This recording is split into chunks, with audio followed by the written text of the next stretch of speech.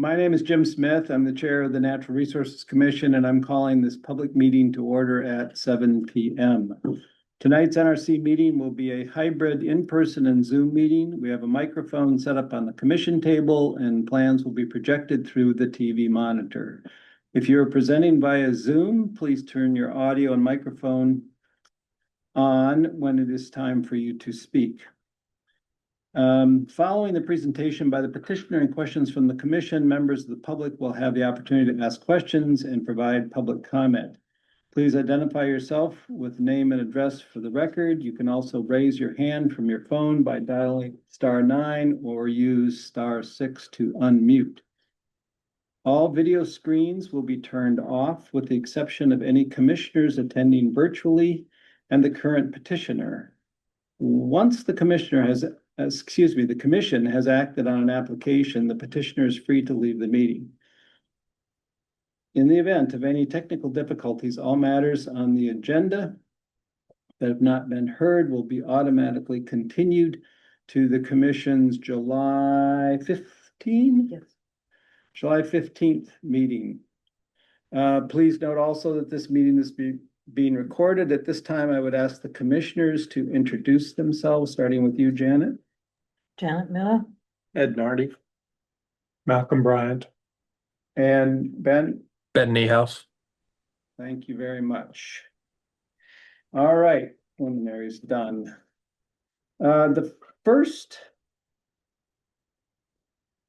item on the agenda, I have a little blurb about like 10 minutes. Oh yeah, here it is. First item on the agenda is public comment. Public comment is limited to up to 10 minutes with no more than 2 minutes allocated to any one speaker. Public comment is limited to items that are not on tonight's agenda. Do we have any? Seeing none.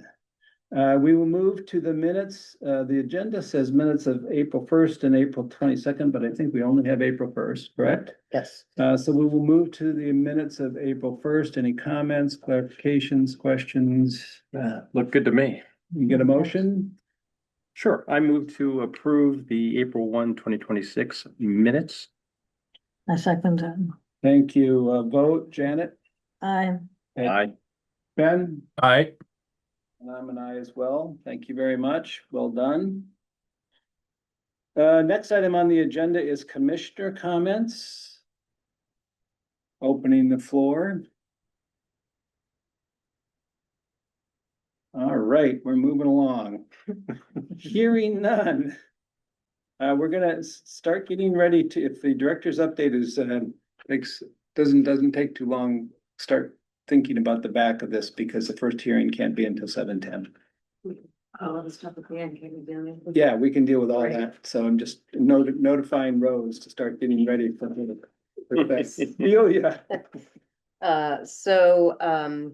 On June 9th, a truck hit and damaged a section of Haywood Meadow stone wall near the Concord Gun House along Lexington Road, and about 30 feet of wall that was damaged. And we're evaluating how we can best get this quickly repaired in a manner that recognizes the historical significance of the wall, which was fully restored about 10 or so years ago. Natural Resources and Health Division staff have been working together to clean out and troubleshoot the APOD at White Pond that went in at the end of May. We had a mini bloom of cyanobacteria in Thoreau's Cove last week, but not at the swim beach.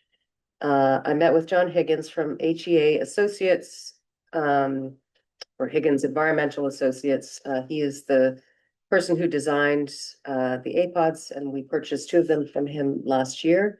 I met with him over the weekend, and he provided some troubleshooting guidance that we implemented this week. And overall, he said that the APOD was doing what it should be doing, and it's just this time of year with high pollen, you know, to be expected with little mini blooms. But it was when he and I met out there on Saturday. He has a sonde that measures many different parameters, including blue-green algae, and there was little to none out there, nothing concerning at all. And the last thing on my list is that land manager Will Holden and the conservation crew have been working this week to expand the October Farm Riverfront parking area parking lot. Sorry, the October Farm Riverfront area parking lot from 7 spaces currently to 9. We do have a lot of activity at that conservation lands. We confirmed with the land trust and the public works department that that was adequate. They have land there. The water division has land there. So everybody was on board with that, and that project is expected to be complete by the end of this week. Terrific. Thank you very much. We have a number of items to be continued without discussion tonight. Does anyone want to start to grab the first like half dozen? Sure, I think so. Okay, I move that we continue to July 15th, 2026 without discussion. Notice of intent, 1861 Sudbury Road, DEP file 137-1737. Notice of intent, 1330 Monument Street, DEP file 137-1735. Notice of intent, 874 Barrett's Mill Road, DEP file 137-1717. Notice of intent, 874 Barrett's Mill Road, DEP file 137-1718. And lastly, notice of intent, 261 Park Lane, DEP file 137-1738. We have a second somewhere. Second, Thank you. Vote, Janet, aye. Aye. Ben, Aye. and I'm an aye as well. Thank you very much. Next, there is a new petition that you need to open and continue to July 15th. Janet, you want to take that one? I move that we open and continue to July the 15th without discussion, a request for determination of applicability for 987 Lower Road, RDA file 2612. Second. Thank you, Ed and Janet. I'm Aye. Ben, Aye. I'm an aye as well. Okay. Because one of the things we continued was the hearing that was originally scheduled for 7:05. We have a couple of minutes before we can legally start with a 7:10 hearing. Either Delia or Rose, anyone want to send us in a direction? I'm happy to do like the administrative approvals. We only have a couple of minutes, but Yeah. maybe that would be the easiest one. There are 4 administrative approvals for tree removals, 164 Southfield, 5B Heath Bridge Road, 477 Lowell Road, 241 Holdenwood Road, and 1 for removal of a shed at 106 Southfield Road. For the tree removals, 3 of those are wetlands jurisdiction. And one of them at Calmia Woods is within a conservation restriction. Our land manager, Will Holden, has reviewed all of those and agreed that those are hazards to property and recommends removal of those. The shed is in the 25-foot no disturb zone, and the homeowner is agreeable to removing the shed and replacing it outside the 50-foot no build zone. Sounds great. So, yeah. And are all those individual trees? Or are they 2 So, or 3 or? Curiosity. yeah, I apologize, I don't have that Ah, right off the top of my head, but I can look it up if you want to come. No, back. no. But it's Less than 5. it is less than 5. That's all. There's none that are even close to 5. Okay. They are, they're, Six. yes, they're less than 5. Great, thank you. And the species. Mostly pines, actually. Yeah. Very good. We're still 7:09. I'm gonna get in the Haywood Meadow Stewardship Committee appointments. Mhm. So, these are individuals who've been on this for a while. Yes, so this is, I'll just give a little background. The commission established the Haywood Meadow Stewardship Committee in the early 2000s. And because it's not a select board or town manager appointed board, it has a little bit more flexibility in terms of term limits. Joanne Gibson and Mary Clark, who are founding members, came off very recently, as they've served over 20 years. So yes, these members that are up for reappointment, Susan Clark has been on for well over 6 years. Sarah Strong is a recent appointment, probably has been on less than 6 years, but the town clerk has said that given the structure of this subcommittee, they are able to kind of waive that 6-year term limit. Excellent. Can you get a motion? Sure, I move that we, is it renew? Reappoint, maybe. Reappoint Susan Clark, 329 East Bridge Road for a term to expire on May 31, 2029, and move to reappoint Sarah Strong, 195 East Bridge Road for a term to expire on May 31, 2029. Wait, second? Yep, Second, Thank you, Janet. Janet? aye. Yeah. Aye. Ben? Aye.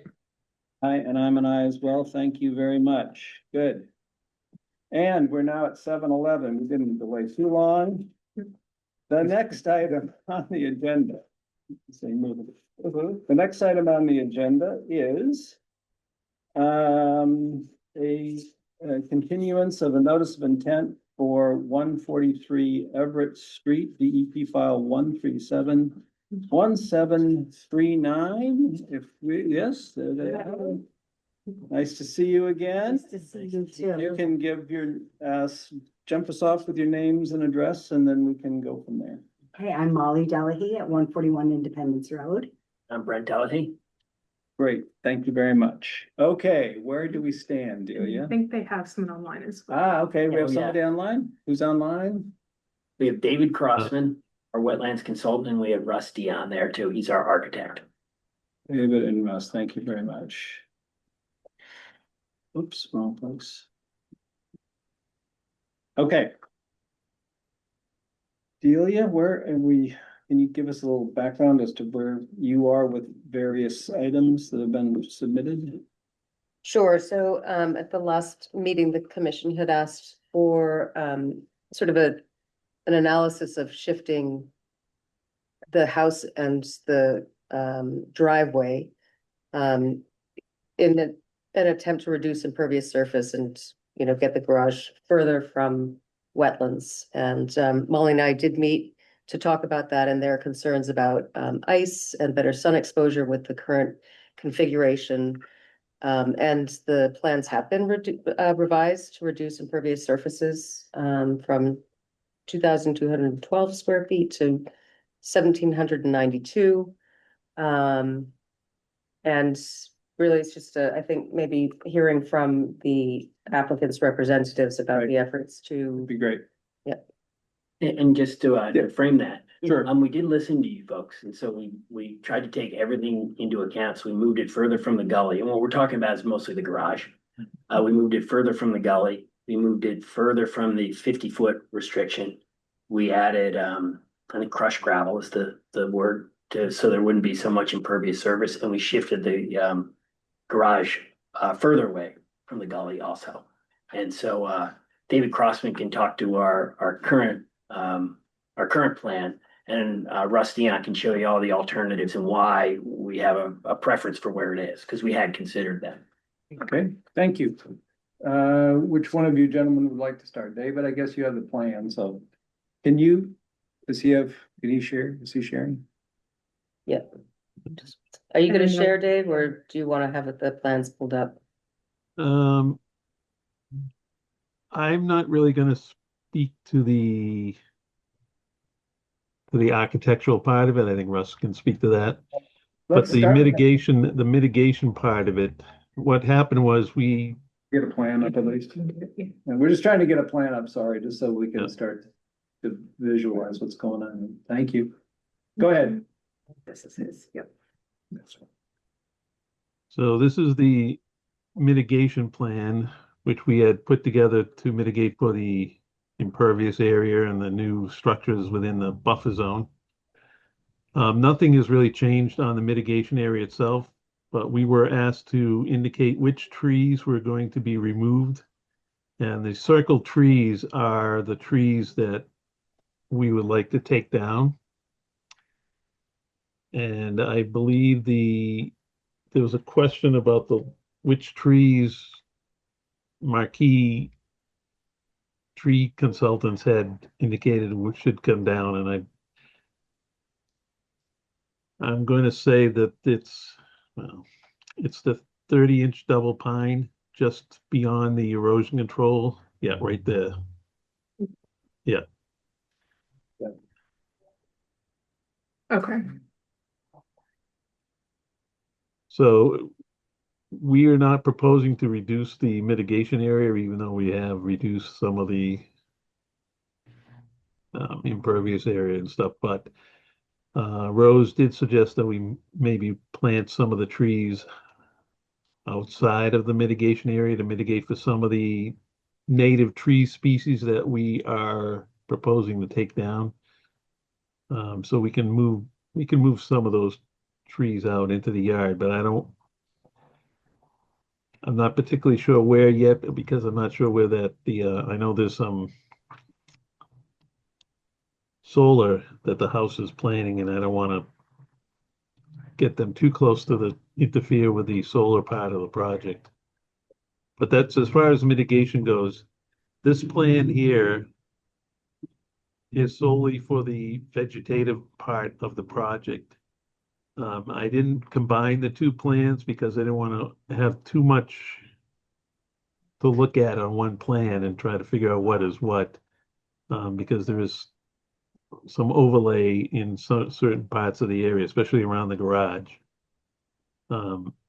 So the plan that we just submitted last week has the upgraded or the revised locations of the house or the garage and the driveway, and there's a little chart on that plan that also shows you how we reduce the impervious area. Yeah.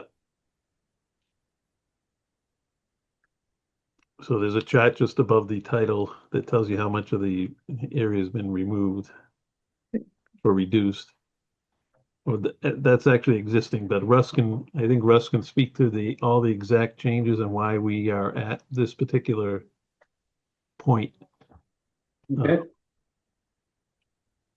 Before we turn to Russ, any other comments on the mitigation plan? I think part of why we recommended, potentially thinking of planting outside of their defined mitigation area was just there are a lot of plantings in there. Not that that's necessarily a bad thing, but it's actually, if we do our 5 foot on center for shrubs, 10 foot on center for trees, it ends up being actually more than you would kind of need for that area. So we just want to make sure the trees and shrubs would have enough room really to healthily grow, and then part of it was also potentially replacing trees for the native trees that are proposed for removal, if the commission feels they should be replaced. So it was just because some of those are coming out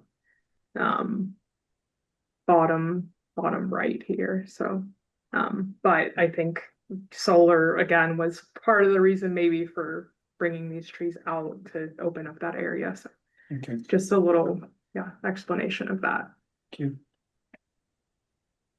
Any further on that? Should we go to Russ to talk about the changes? Sure, that would be awesome, Mr. Chairman. Thank you. My name is Russell Leon. I'm an architect and was hired by Molly and Brent late last fall to commence work on the design of this project. If I could have permission to share my screen, that would be great. You do. Okay, super. Let me go ahead and do that. Okay. So when we met, we studied quite a bit about the site plan for the first 60 to 90 days. And Molly made a very nice presentation to the members of the board about the owner's intentions. They're outlined here briefly. I won't go over those again. But our site approach was really to maximize solar living opportunities, minimize the path of travel from the garage to the home, provide a covered walkway from the garage to the home, provide interior stairs and ramps as necessary within the garage space, so there would be no forming of ice and easy maneuverability in the event of a wheelchair access to the home, that the ramp would be indoors. Locate the garage away from the screen porch sightlines, and I have more detailed site plans to show you in a moment. And then one of the key things that the Delahey's have done, knowing right from the get-go that there was a wetland restriction for this lot at 143 Everett Street, was they made a very conscientious decision that they did not have any issues with leaving the primary bedroom suite on the second floor. And they have made a design decision to utilize an elevator, and we are installing an elevator or roughing out and providing an electrical service for an elevator in this home in the event that mobility becomes a challenge. And as Molly clearly stated in the original meeting, the Delahey's have been longtime residents of Concord and plan to be that right till the remainder of their living days and age gracefully here at 143 Everett Street. So this plan here breaks down really the 7 key desired items. And we use those 7 key desired items as we were looking at site plan alternatives. The plan you're looking at is the plan that is in the application docket, and it also is the revised plan as David described to you. And as you can see, very short walk, it's about 11 feet from the garage to the home. The covered walk is an extension of the screen porch roof. These are the interior stairs. This area has a high water table, and as most of the board members are very familiar, most of the homes on Everett Street and have high stoops, and we need to have a home that is outside of the water table as well. So we've planned stairs here, and the stair landing here is at the same elevation of the home. So once you reach this and you walk out under the covered way, there's no more navigation of steps. And in the future, should a ramp be needed, the ramp would be able to be incorporated into the garage right here, and again, be out of the elements, out of the weather. Another consideration is number 4. There's a lot of privacy that the Delahey's are trying to attain in the rear of their yard with a screen porch, and sit out and admire the wildlife that is back here. There is a nice woodland there, and there'll be even more plantations there with the mitigation, and not have that view obstructed. Of course, less paving is always very helpful, and this new plan here, which shows a 2-lane driveway along with a crusher stone type of material here for the turnaround maneuverability, creates about 510 less square footage of impervious surface from the original application. Another criteria is easy maneuverability for cars to turn around and not have to back out the driveway. And then the other design piece is really the welcoming porch. The Delahey's see their driveway adjacent to their primary living areas, which are here, and visitors and family that come will utilize the driveway and enter the home with the welcoming porch. So that's the desired piece. And we did take some time and looked at about 6 or 7 different schemes, but what I'm going to show you is essentially 4 of them, and they somewhat summarize the analysis that I think this board will appreciate. And if you have any further comments, we are all ears. Just to reiterate, the wetland is here. This is the 25-foot buffer setback line. This is the 50-foot buffer line. This is the 100-foot buffer line. In this scheme, the home remains as it was shown and as it is submitted in the current application.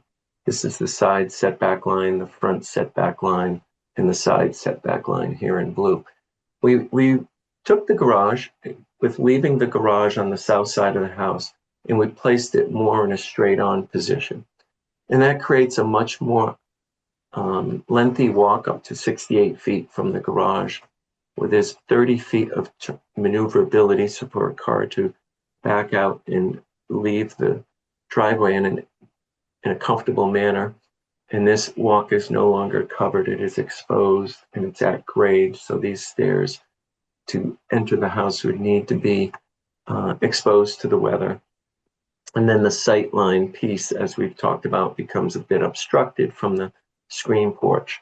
There are some consistent advantages to this scheme. The paving remains about equal, matter of fact, exactly equal to the revised scheme of reducing the impervious surface by 510 feet.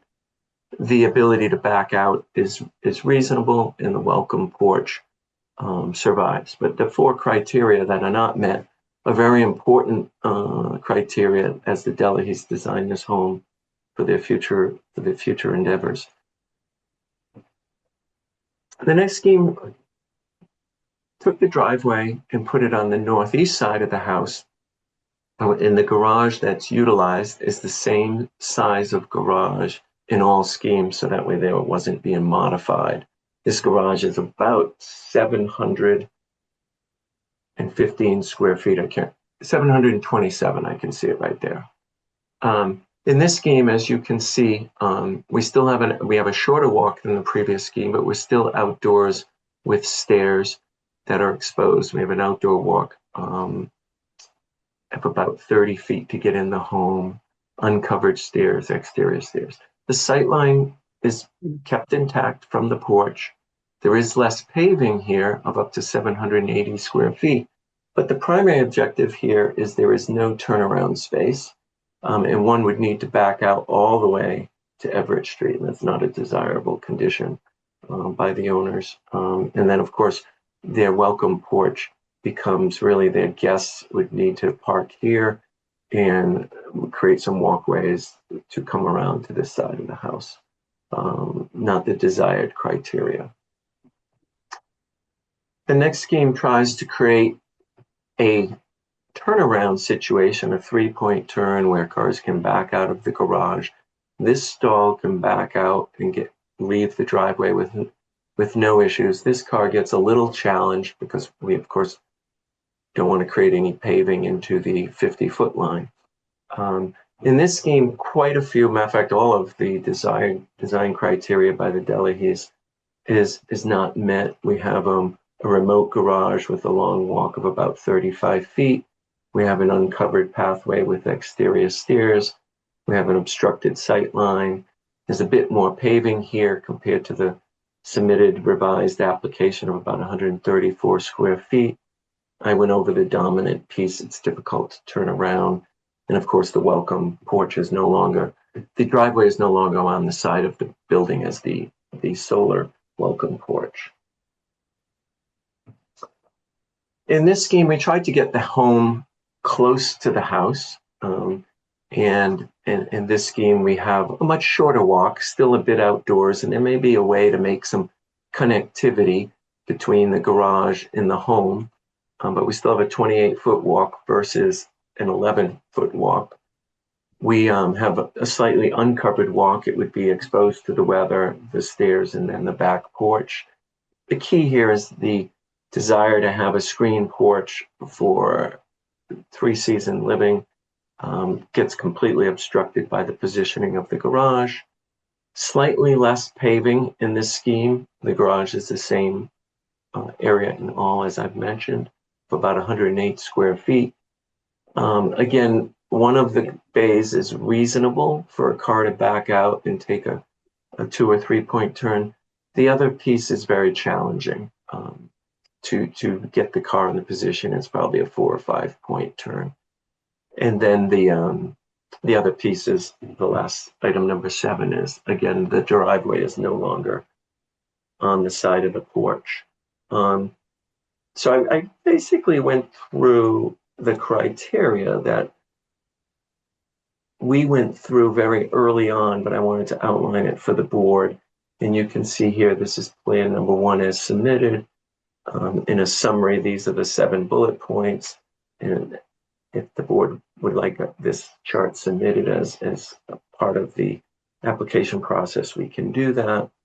The plan changes since our original submission that David identified briefly, but I'll take a moment to go over. The original submission driveway was 1,340 square feet. The revised driveway within the 150 to 100-foot buffer is 830, so a reduction of 510.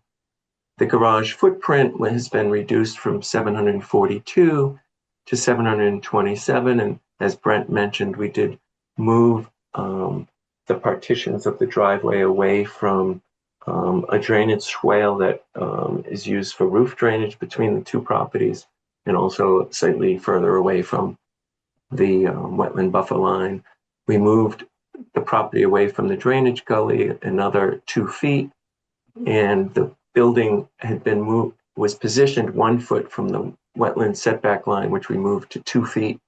And then we moved the house as a whole away from the drainage gully to the north. It was originally set at 15 plus feet, which is now at 20 plus feet.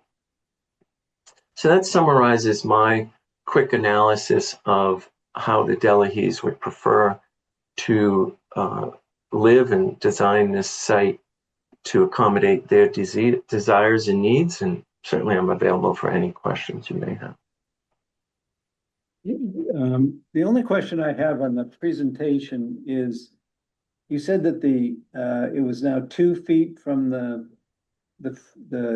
50-foot buffer, 50-foot line. Is that that's measured by it's measured by the roof, right? It's the closest thing. Yeah. So is that the roof line you're talking about, or is that the building line? So the roof line at this corner, it's measured to the roof, and we understand that. So the actual, the 2 feet is to the corner of the building, and the eave here only has a 6-inch overhang. So the soffit line would be 18 inches off this corner. Thank you. Other comments, questions from the commissioners? No.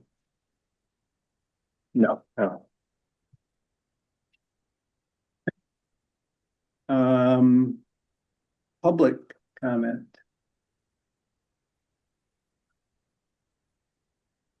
So, there's been none. I'm just gonna mention one thing, which is my, promise to myself as chair of this committee. Whenever you were in a situation where you're close to the 50-foot line. In my short time on this commission, we have had 2 situations already where, for one reason or another, the plan was very, very close to the line and the contractor didn't get it right. Somebody didn't measure it right. Something happened. And the consequence was, instead of ending up outside the 50-foot buffer, you ended up inside the 50-foot buffer. There is essentially no relief from that. No reason why it happens. The contractor messed up and then ran away. It really, there's nothing we can do because it's a no-build zone, state law and all that. So you're outside of it. I'm just and I'll say this to anybody who's this close, is that you may or may not want to think about giving yourself even just a tad more room there, or particularly be extraordinarily careful with your contractors and everybody else to make sure that it's exactly where it's supposed to be.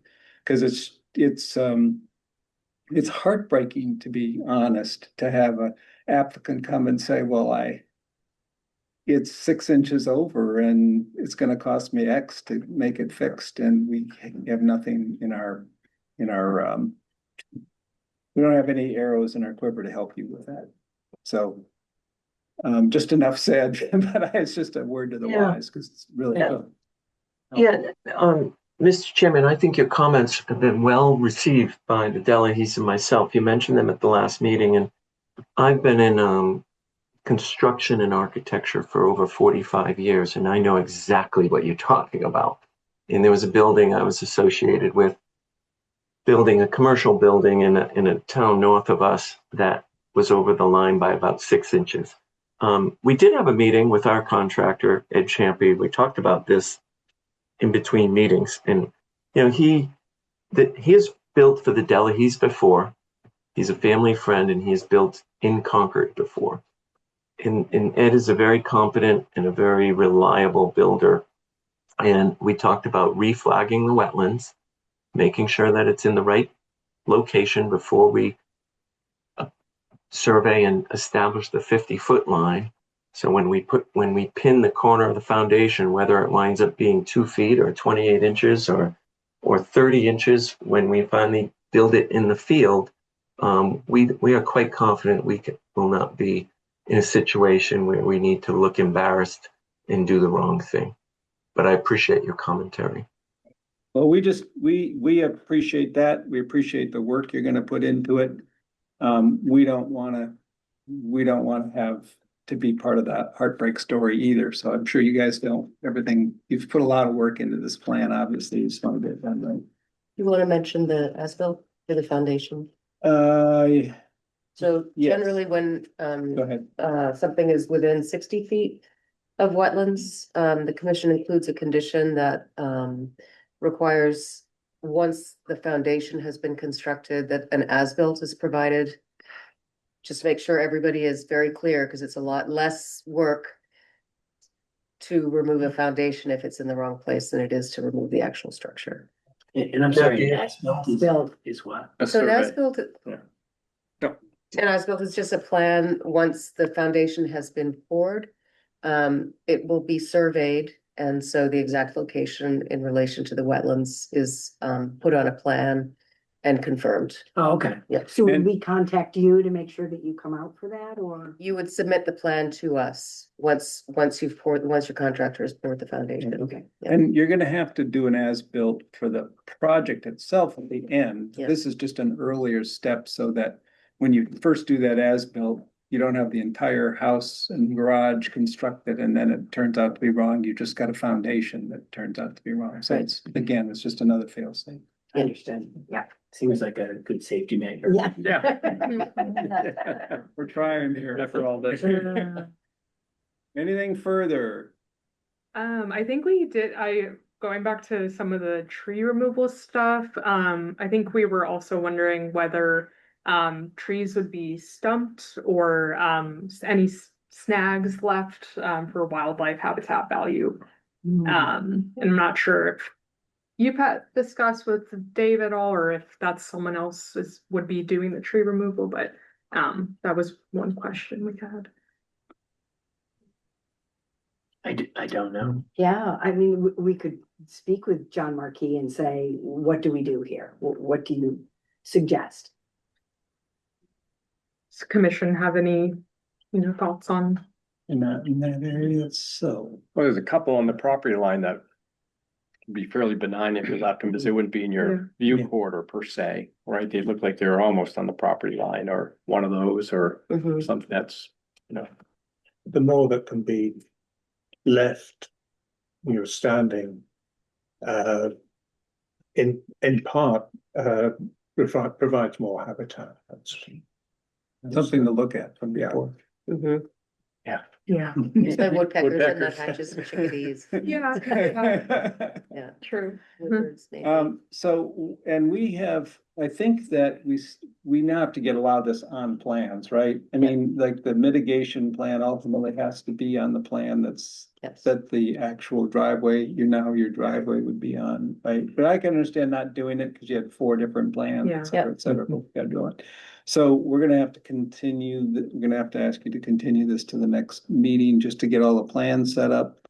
I would expect, I'm not hearing anything other than it's probably gonna be a quick meeting to confirm everything and this will just go Yeah. issue an order of condition. So if everything is, all the comments are addressed, then it could just be under close an issue and nobody needs to come and do a presentation. It's just a close an issue and the order of conditions is issued at the next meeting. I didn't understand if you wanted a builder here, but. No, no, I don't want no, no. to, no, we're good. and the plans have to be in Delia. July 2nd, because the 3rd is a holiday, Mhm. 4 PM, July 2nd. Okay. Mhm. Great. Great. Thank you all very much. Okay, thank you. Thank you. Yeah, Seems like. appreciate the responses. Thank you. Yeah, I like your smile. thank you. Thanks, guys. Appreciate it. Thank you very much. Thank Thank you. you. Bye-bye. Okay. Okay. Next on the list are new applications. The first one being a request for determination of applicability. 1047 Concord Turnpike RDA file 26-9. People here, online, here. Okay, go ahead. I'm Dan Schmidt. I'm the director of our farm. And Bobby, Robert Frybert.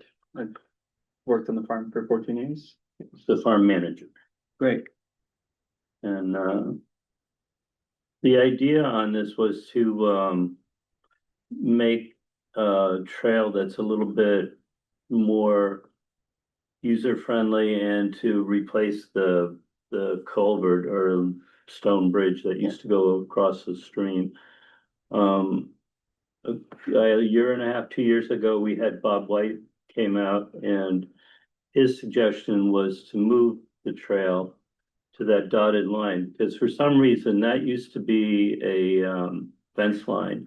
There's old concrete fence posts that go along that line. And next to it, there's a raised area that's about 2 feet higher than the wetland on either side. So it seemed like it would make sense, and it was a good suggestion on his part to move the trail to that location and then to put a bridge across the stream where the old culvert had collapsed.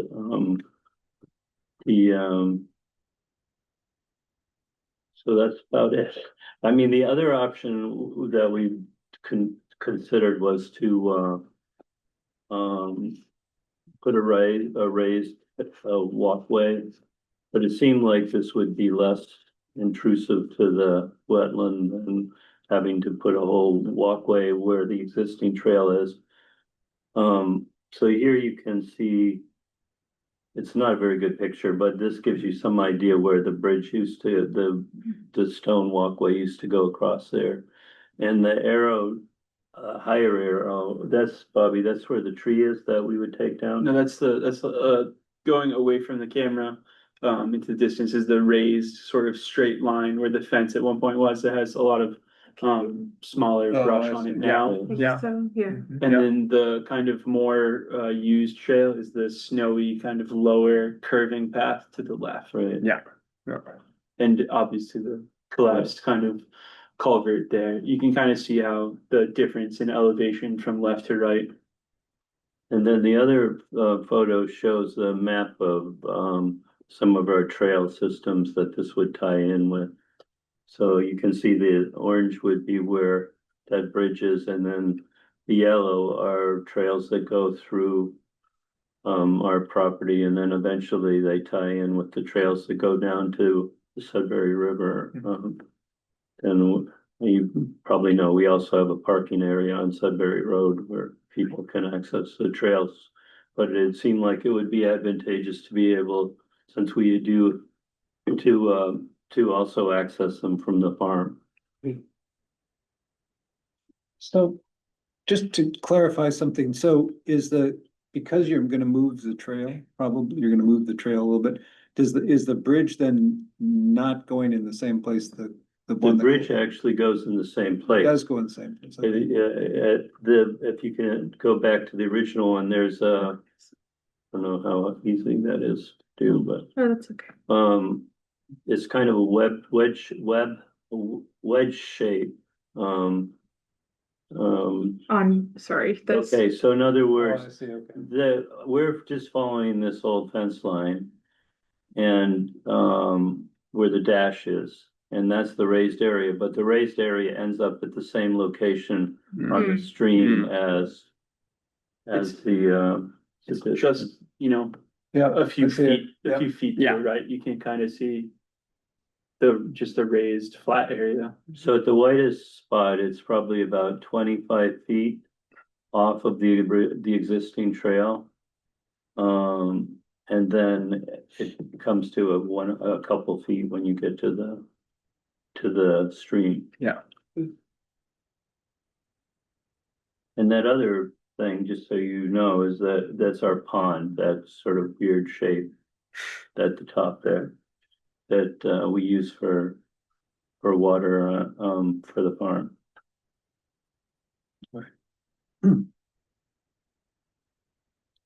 So I think there were some questions that the staff had raised about just, the length of the bridge and sort of the structure and how it was going to be, how you're gonna minimize impacts to the wetlands as you put it in. Were you able? We were thinking it's just a very simple, like, two supporting timbers. I don't know, we haven't really designed it, but let's say a 4x10 timber, two of them with 4 foot wide planks on top and railing on either side. And I mean, what I was thinking is probably the least invasive is just to have like a 4 or 6 inch, well, probably 6 or 10 inch sonotube on either end for support going down to the rock. There's a lot of rocks there, so we're open to any other more Just a question, I mean, if you have a 16-foot span, are you planning to put any sonotubes in the channel itself? Or is it, you're spanning the we're just whole planning to do brook? yeah, just on either side. Okay, So in other words, and I mean, this is the 16 feet. I mean, it may be a little bit less than that. I couldn't tell the distance across Yeah. Right. was that 3 There feet or was- 6 feet or? right, there Well, was it- something, I don't think, it was in an email that we got Ah, yesterday on a Gotcha. distance. The old culvert was basically, I don't know, it was a bunch of big rocks so, and it all sunk in, so it's Yeah. kind of hard to know exactly what it was. Yeah. And, I mean, when, You're not gonna rebuild it with stone, no. right? And the need for the railings, can you speak to? I think that somewhere we read that you need a railing to Hmm. make it, Wow. okay, well, that would be the only reason. Right. Well, Right. and It's the, not I a mean, building. No, Doesn't- we don't have railings on the one. No, Yeah.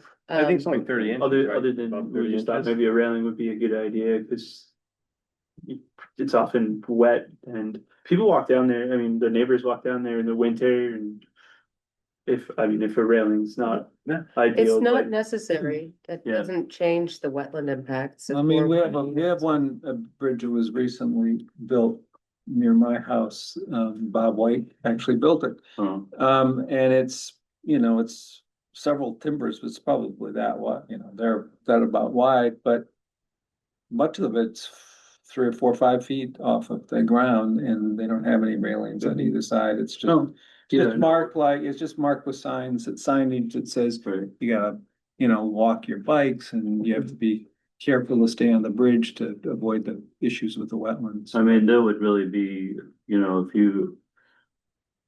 we'll be happy to do it whatever way. Like I said, doesn't make a difference from You a could put a wetlands railing, right? perspective, Yeah. Or but maybe you don't need it, if I mean, we there's no did, building maybe we permit that's You could- required. You could do it on one could- side even. maybe. Yeah. That would Somebody be- always has somebody to Right. Yeah, hang on That'd be to. nice, Right. yeah. Yeah, Okay. and can you again just describe the width? We were thinking of around 4 feet. Of the time. Seems like a lot, actually, from my perspective, Well, for it could be something, 3 feet. yeah, I mean, I think for something, that's what it is, it's Gowings, It's gonna be 3 feet. yeah. It's gotta be at least 3. Yeah, Yeah, I yeah. mean, particularly where you have it raised, because people, Yeah, Yeah. they trip and go off the side. It's not good, so. okay. So how do we,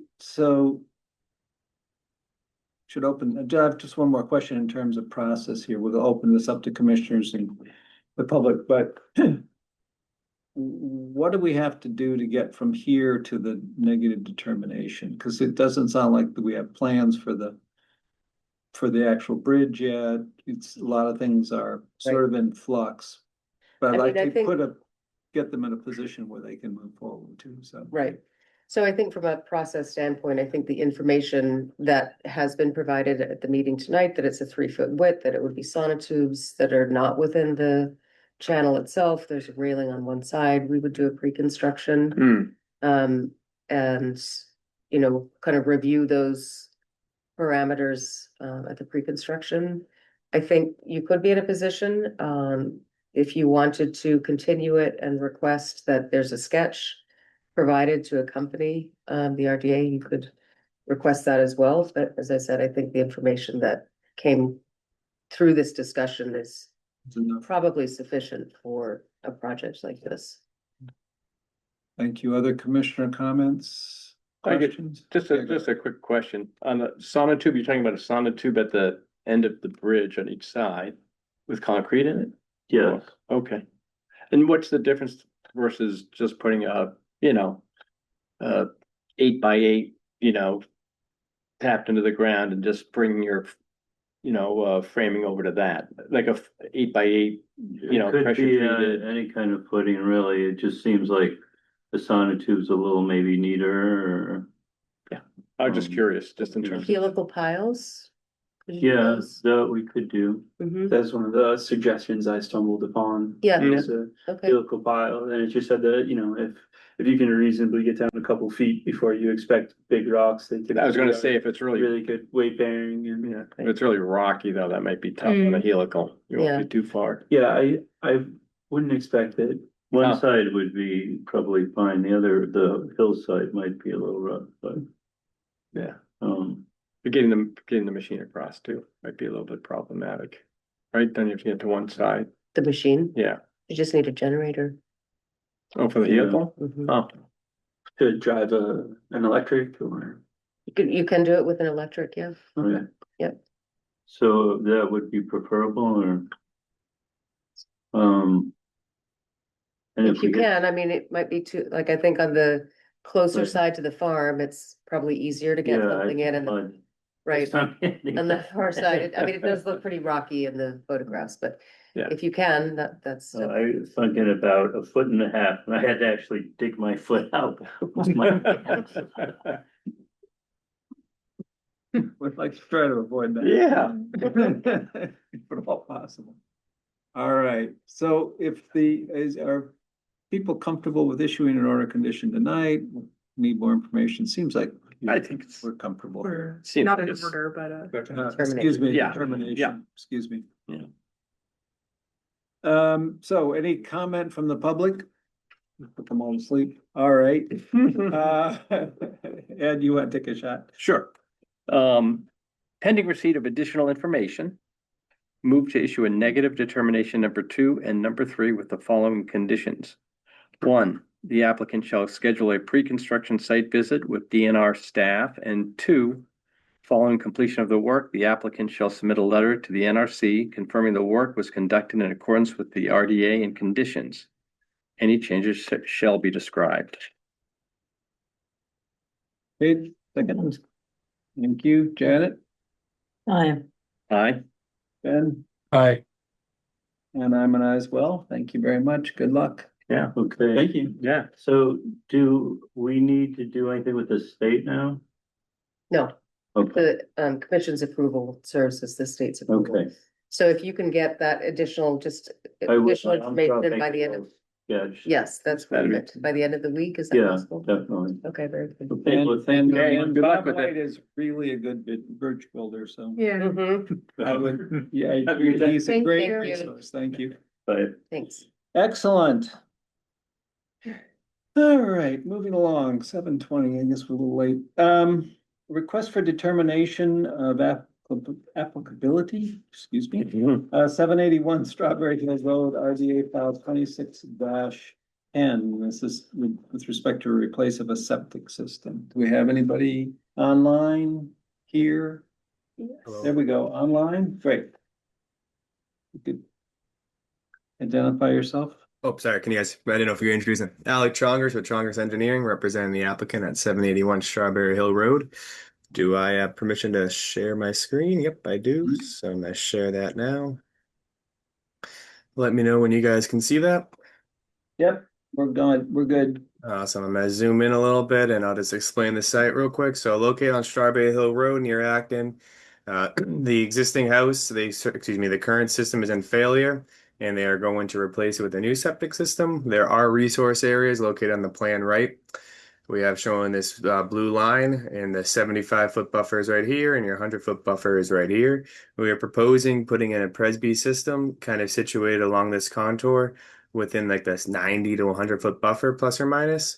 The existing system is a little bit to the left right here. The reason why it's in failure is a few years ago, probably like 15 years ago when they ran water down here, they actually ran the water line in the septic system, as you can kind of see, plus or minus. The exact location isn't known, but it's plus or minus around there. So now that's why we're replacing it. We are proposing some erosion control around the edge of the property over here. Most of the work, the stockpile, we have like a proposed material area when they're digging the septic system to be over on the left side. And construction at the existing driveway will be used as a construction access. And other than that, it's a pretty straightforward project and happy to take any questions. Now, staff notes suggest that they had asked you to remove note 3 under the wattle notes and to not create the 3-inch to 5-inch trench. Yep. You're all set with that? Yeah, I sent Yes, those over we did. today. Okay, great. And how about the curve on the end of the wattle? We figured that one out? Yep, those are all been put in, addressed. Yes, he did that and added the smaller one at the kind of the top, to the left of the dwellings, does slope down behind the house. And so, yep, Okay, everything covered. commissioner comments? No. And nobody, comments from the public? This looks very straightforward. Yeah. Thank you for all the work you've done on this. Can we get let's see, what are we doing here? We're gonna move to a negative determination Yeah. number 3. Do we have a motion? Yes, I move to issue a negative determination number 3. Easy enough. Should have given you that one, Janet. Yeah. They're doing great. Get you, well, I know, but I was in her position. It's hard to do. Do we have a second? Second, Okay, Janet. Yeah, vote, Janet. yeah, aye. Aye. Sorry, I was sleeping. And I'm an aye as well. We'll try to keep it more interesting. Thank you very much. Awesome. Thank you, Okay. guys. Thank you. Thank you. That was the easiest one so far. Okay, next, a request for determination of applicability. Hey, I got it right this time. 449 Strawberry Hill Road. This is Strawberry Hill Road night. RDA file 26-11. This is replacing a section of an existing lawn with native shrubs, et cetera, et cetera. So who do we have online evening. here? Yes, good evening. My name is Angie Verge. I'm a landscape architect with Angie Verge Landscape Architecture and Design in Carlisle, and I prepared the landscape plan for 449 Strawberry Hill Road. The applicant came before your board last June seeking a certificate of compliance from an order of conditions that was issued in November of 2020. And they were denied the COC last year because there were some discrepancies in the property that were inconsistent with the order of conditions. I would like to pull up my landscape plan. That's okay to share. Think you have permission? Yeah. Yeah. Okay, everybody can see that? Yes. Yes. Excellent. Okay. So we're filing an RDA application with this reference landscape plan. It's aiming to resolve some of the outstanding issues on the property and bring it into compliance so that the applicant can get their COC. So we're referencing here the as-built plan that was prepared by Stamsky and McNary September 2nd of last year. And that shows that some of the violations that were discussed at last year's meeting had been corrected promptly after the applicant received comments from NRC. So some of the items of concern that I can show you here. First is the retaining wall. There was a retaining wall that was approved right along here from the original order of conditions. So, sorry about my drawing skills. And And this was actually built 2 feet closer to the wetland than what was approved. So NRC had asked that that wall be removed. So this wall has since been removed and it has been replaced with loam seed and some wetland shrubs.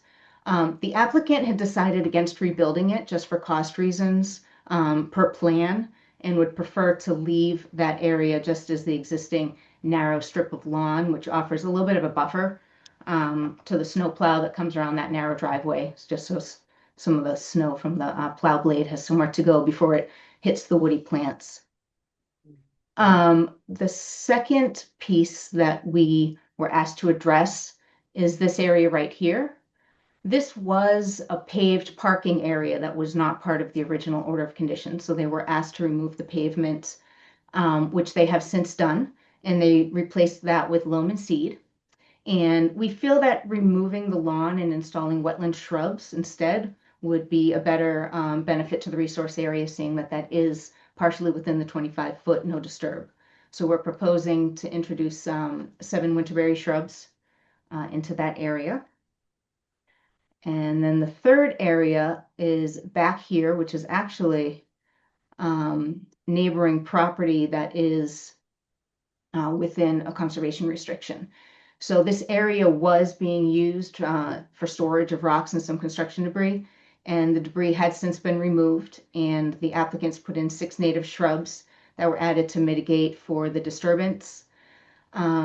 This disturbed area in the CR was cleared, and we now have a 200 square foot plant bed that was created with some of these native restoration shrubs. And there's currently 6 shrubs, and they all look good and they're thriving. I went by today. One of the comments from Delia was that we needed to have the density increased to meet the 5-foot on center spacing for the shrubs.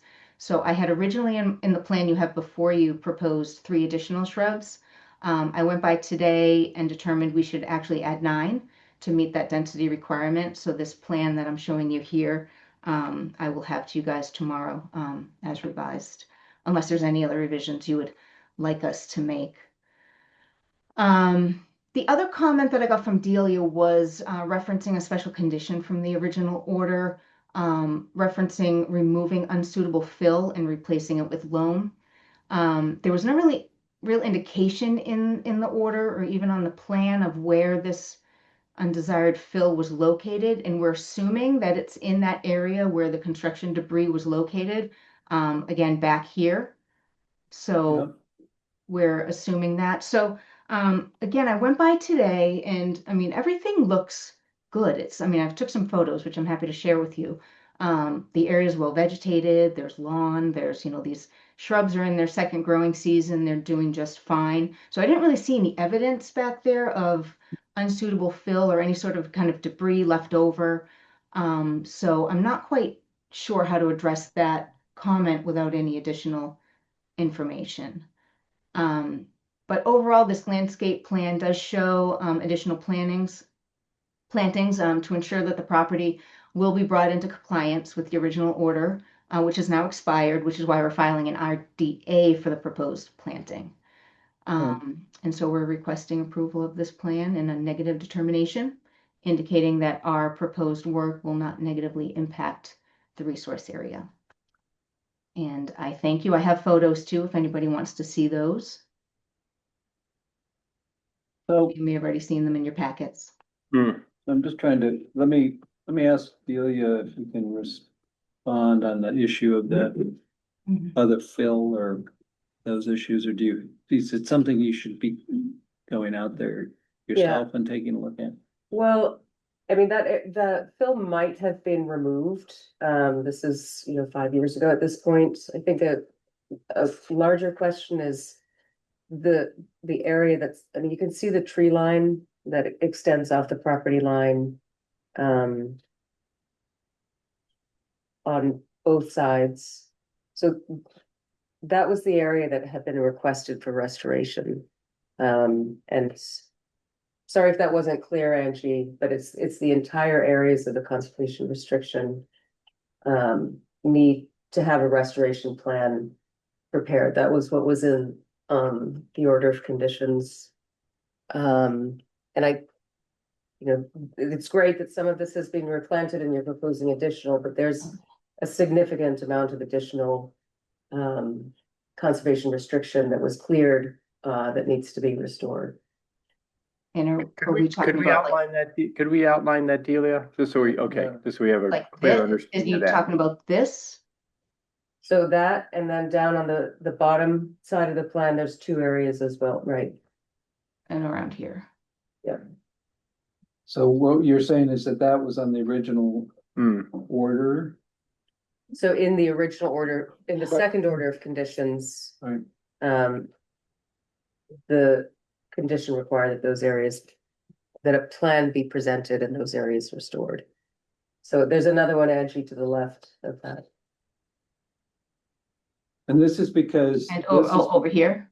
Yeah. And this is because at some point in the process, It a was bunch cleared. of, Yeah. a bunch of trees were cleared. Yeah, Right. I remember this project. And the order just required that shrubs, I think there was some concern about, you know, in particular on this side, on the right-hand side. That it was, you know, it's just a shrub planting, replanting plan. You could probably, you know, that's what the order required in, you know, 2020. Yeah, Okay, so the full area. Oh, good. Remember We have that? history. yeah, I think a lot of that is just lawn right Yeah. now. It Yeah. is all, yeah, it's lawn. They've put in a red bud tree, so there's one native. They had. That's great. Okay, okay. So, all right, so we will go back. I will talk to the applicant about the requirement here. And we can come back next meeting. Yeah. Sounds So good. revised plans by July 2nd, 4 p.m. Okay, All right, okay. thank you. And just a quick question. So for the shrubs, 3-gallon pots? Yes, that's fine. Okay. That's great. Excellent. Okay. And sorry, before you go, Angie, any Yep. comments from the public? Hearing none, thank you.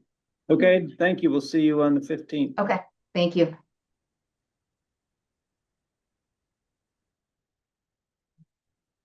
What are you doing now? Okay, next. A request for determination of applicability, Concord Land Conservation Trust, 25B Barrett's Mill Road, RDA file 26-13. This is another failing footbridge. Failing footbridge tonight too. Okay, who do we have? Hi, I'm Alexei Darpadover, and I'm the manager of land stewardship for the Land Trust. Great, thank you. I'll share my screen if you want. Let's see. You should have permission. Okay. Yep. Okay. So, yes, this is on Land Trust property, the Corey Burcan land.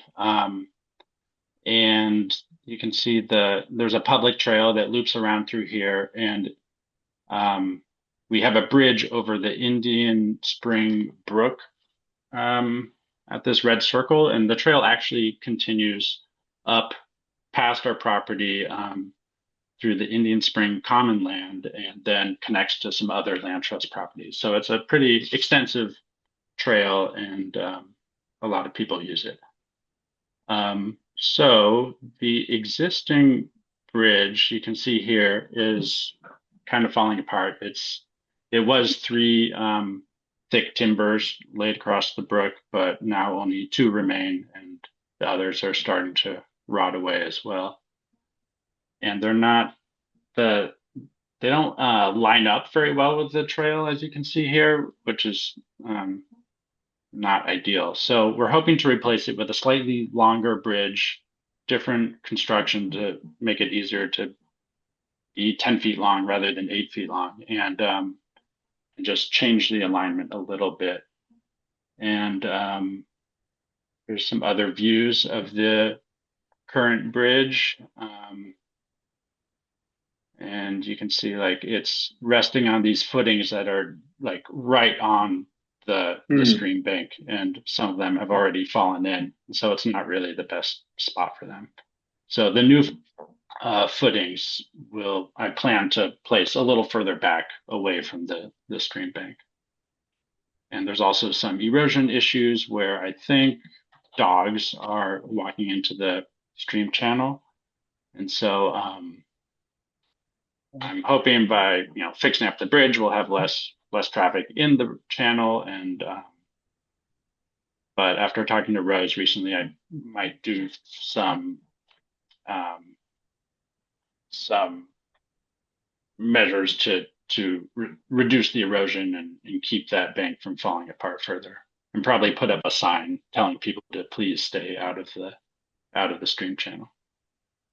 So this is not my diagram, but a basic schematic of the bridge I have planned. It'll be pressure treated wood, box frame with treads, 2x6 treads on top, and they'll be sitting on top of some I think 6x6 footers on either side of the bank, like partially dug into the soil there. Yeah, I think that's all I've got. So happy to elaborate. So I think I heard you address most of the comments that were staff comments. Rose, is that? Yeah, so Lexi responded via email with some responses, and I said, thank you, and the commission will just Right. kind of relay this to the commission at the meeting. Okay, but everything is fine. You don't have any further comments, is what you're saying? Yeah, Alexi, if you want to maybe talk a little bit about some things you've considered to help stabilize the bank and Sure. prevent further erosion, because I thought you had some great ideas there. Yeah, so this is the worst of the erosion issues, and I was thinking we might just cover up the bare soil and probably pin some brush onto it.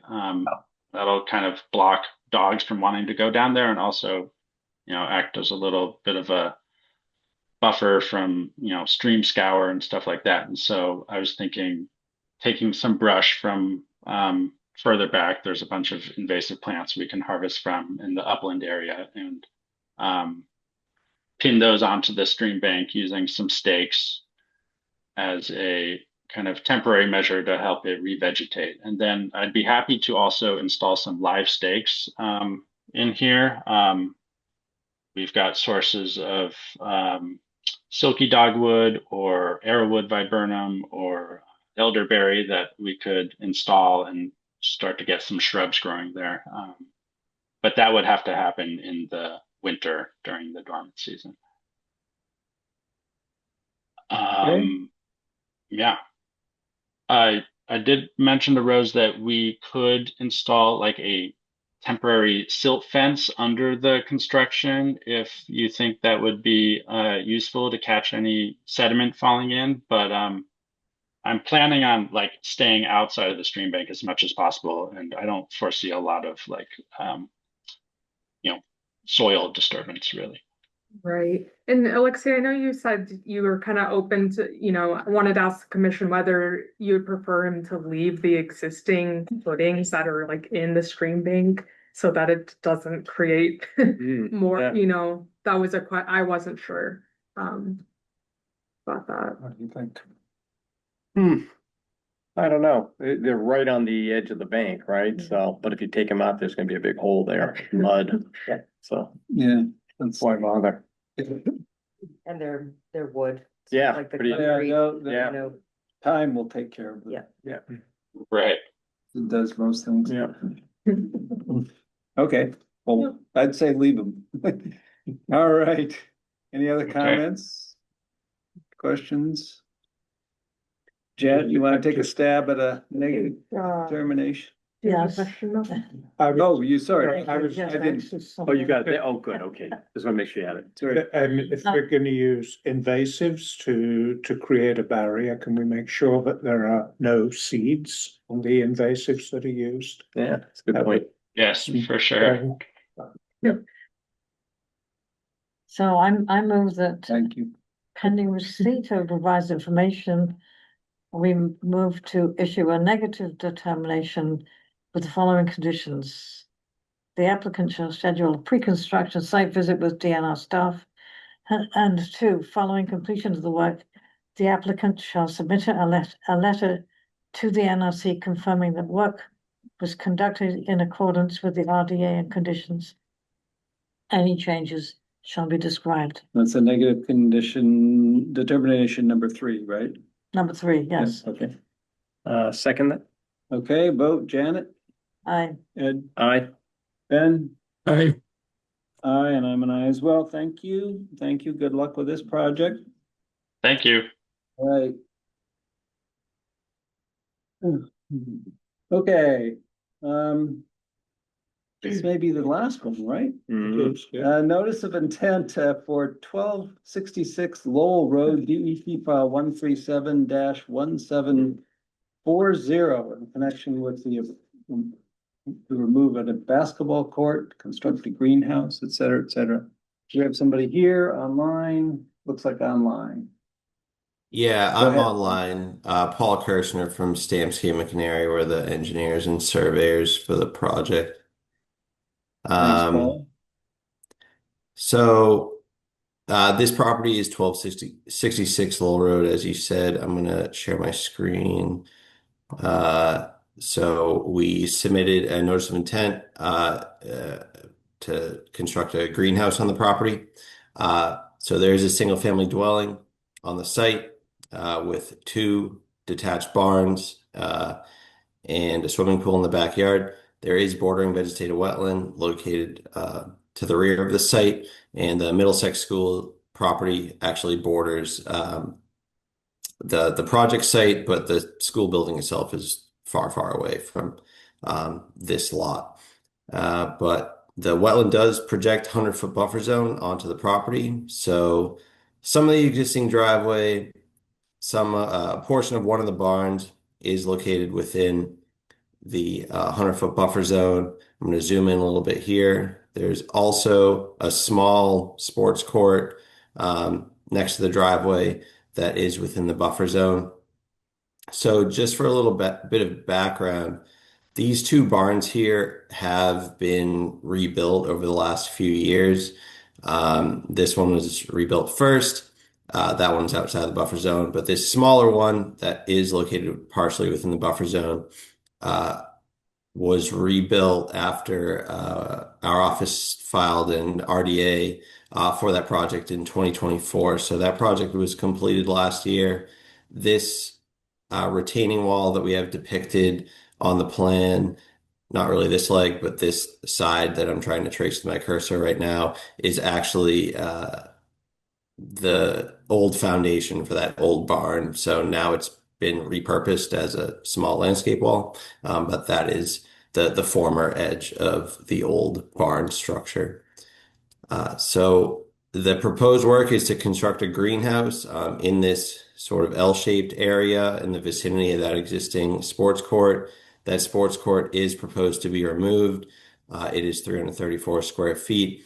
The greenhouse itself has a footprint of 30 by 18. So the net impact in the 100-foot buffer zone is 206 square feet. So we have a mitigation area proposed in this area to mitigate for the impacts of the proposed work.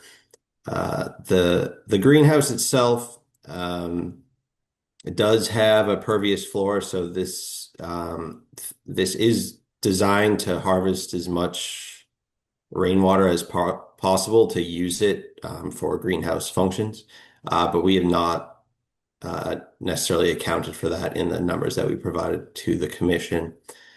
There is an existing irrigation well that we are proposing a connection to for the greenhouse. So work associated with that connection is also proposed.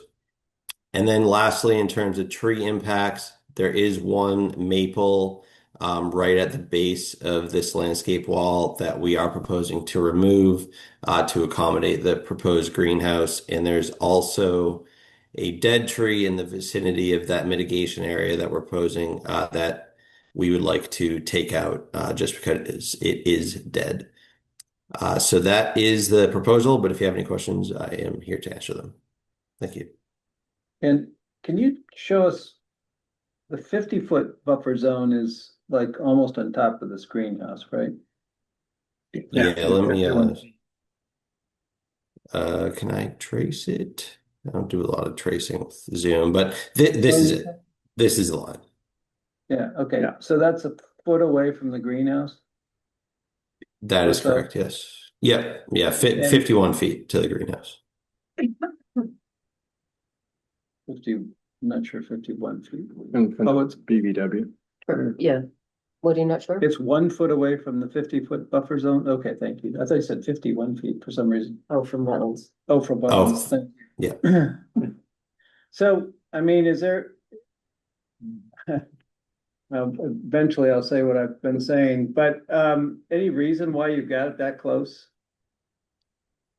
to that line? So why you can't pull it a little ways away from the 50-foot no build zone further? So yeah. So as we have a position, this was the property owner has been working with a consultant on the siting of the greenhouse, and this was the location they had identified as optimal in terms of sun angle and just generally how much sunlight the area gets.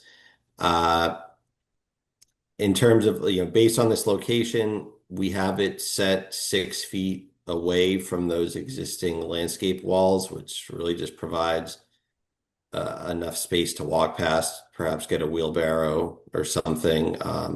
Any tighter it's just going to make it very tight and at the very least uncomfortable to navigate if you need to get in between the greenhouse and those walls. And then as for other locations on the property, further north, which is to the left on our page, it just starts to get very far away from the house and where they're living. Can't do it in the front yard because there is a septic system in the middle of the driveway here. There's another septic system in this area that serves this barn structure. And then over on the other side of the house, it's wooded. And so they prefer not to cut the trees, but also the sun exposure isn't as optimal as this location. So the comment I'm going to make here, I've made for anyone who's this close to the 50-foot line, which is that I've not been on this commission very long, but we have had 2 already situations in which, for whatever reason, something that was very close to the 50-foot line ended up in the as-built as over the 50-foot line. And I will just say there is nothing we can do about that. That is to say, if you're over the 50-foot, if you're inside the 50-foot no build, then you've got to take it down. So I just urge people, if you're going to be this close, you got to be very accurate. You got to be very careful. Your contractors have to be very, very careful because if it comes back to us on an as-built and it's a foot inside the 50-foot line, all we can do is tell you have to remove it. Now, I don't know if there's footings here, probably not in the greenhouse, but I think there might be because it's a very specialized. if there are footings here, then I would like to, we probably will include in the condition, a condition to get an as-built once the footings are in, just to be able to double check this. But it's a horrible process if people come and it's wrong. We feel badly, the applicant feels badly, the consultants feel badly, but we can't change life. So I just urge you to be thoughtful about that. Other comments? I have a question. Question? The basketball court area, some of that's being overlapped by the proposed greenhouse is, but you said it's going to be a natural earth floor. How much of that paving is going to be removed? All of it. All of it, okay. Go ahead, Jenny.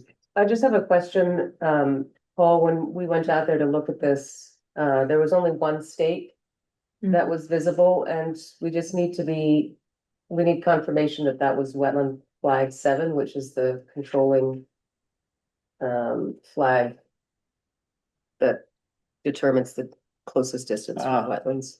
Oh, that's still up in the air? Well, we just need them, there's no marking on that stake. So we need Gotcha. confirmation that that stake Yes. was what we think it is, which we think it's wetland flag 7. That makes sense. It's like right next to like there's a tall pine and it was right next to that. So and you didn't know if they it were- looks like Mm. it is, but we didn't get final confirmation. Like Yeah. Julia said. And then the other thing, Paul, is that we met with the homeowner on site and she's comfortable leaving a 10 to 15 foot snag with that dead tree that's in the wetland. Oh, that's great. And yeah, just make a note on the plan that will be And retained what about the other native tree within them? by the greenhouse. The maple.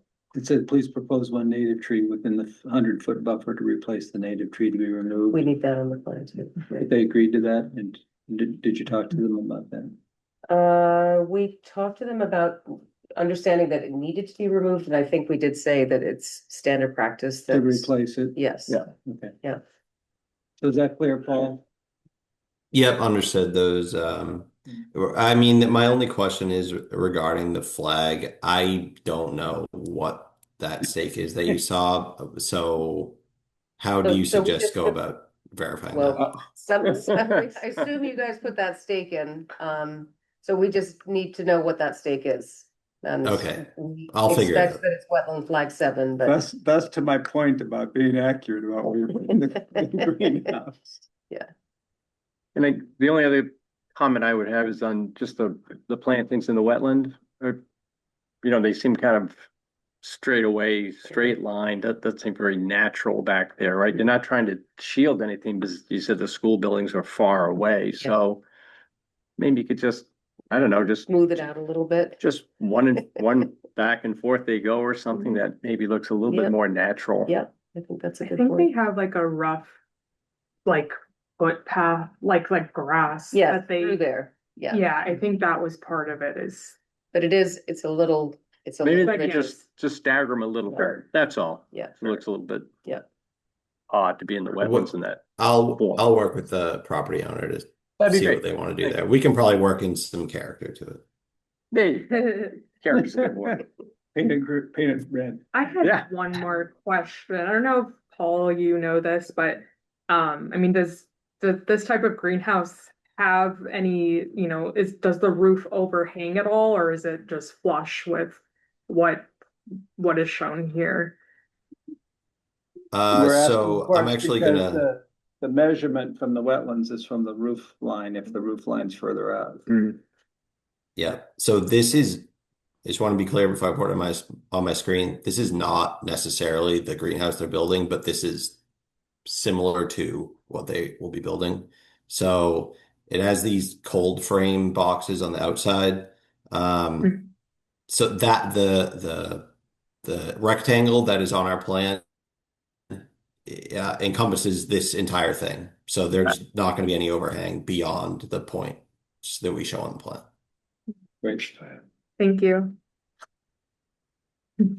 Okay, good, nice dog. You can go over and go into the pond from the last person.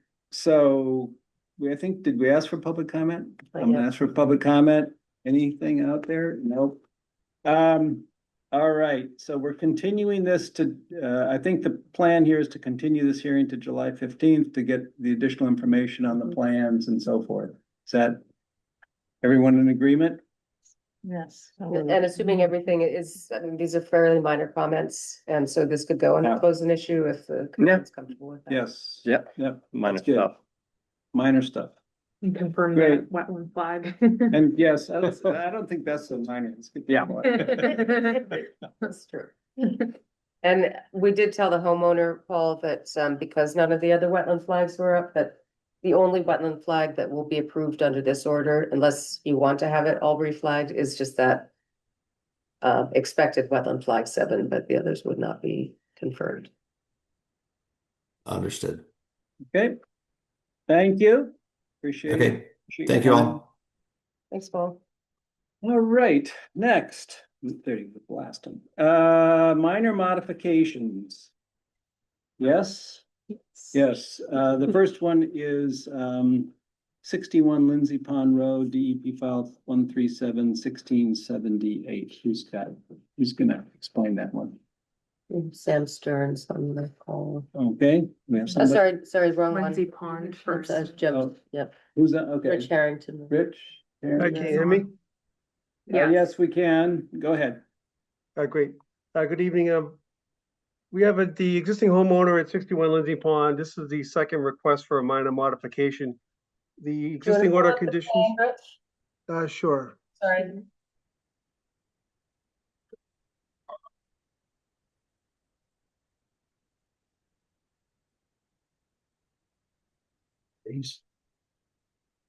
You able to see that? Not yet. Not yet. It says it's, you There start, we there go. you go. Thank you. Okay, great. This is, what we have is existing single-family home that was constructed with mitigation measures that are ongoing till the end of next year, October 2027.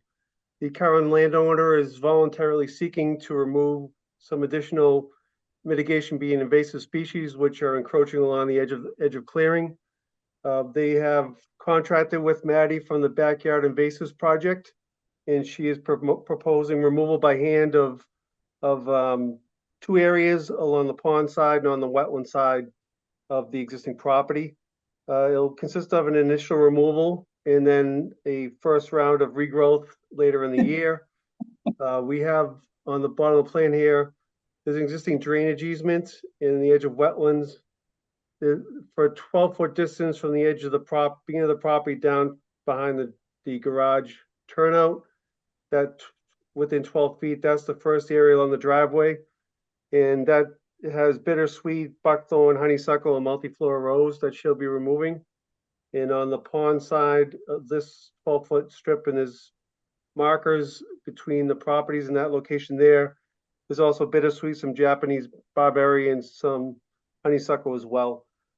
So what we're seeking is allowing this voluntary effort instead of waiting till the mitigation efforts are done in conjunction with the builder, is that they'll monitor this and work with staff, and Maddie can, report directly back to staff on the progress of this project. Thank you. Show a quick photo too of kind of what Okay. they're seeing. Oh, yeah. There you go. Yes. A lot of this. Yes. Oy, okay. Maddie's gonna be busy. So I assume staff is okay with this. Commissioners' comments, questions? Okay, all right. Reasonable, public? Anybody from the public standing up for invasive species tonight? All right. You want to take on a minor modification to this plan? Sure. I move that we approve the minor modification for invasives removal at 61 Lindsay Pond Road, DEP file 137-1678. Okay, second to Janet, we get a second? Second. Okay, thank you. Vote Janet, Aye. Aye. Ben, Aye. aye, and I'm an aye as well. Thank you very much. Next one is, good luck with that. Thank A lot of you. work to do. The next one is 124 Tarbell Spring Road. This is DEP file 137.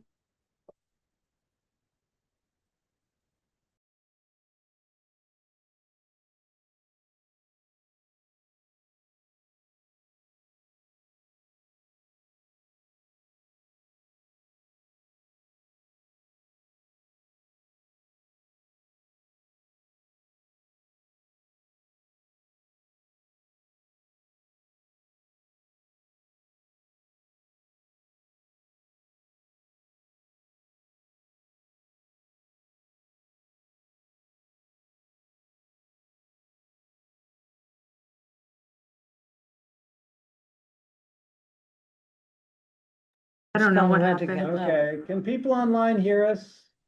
We can now. Yes. Okay, great.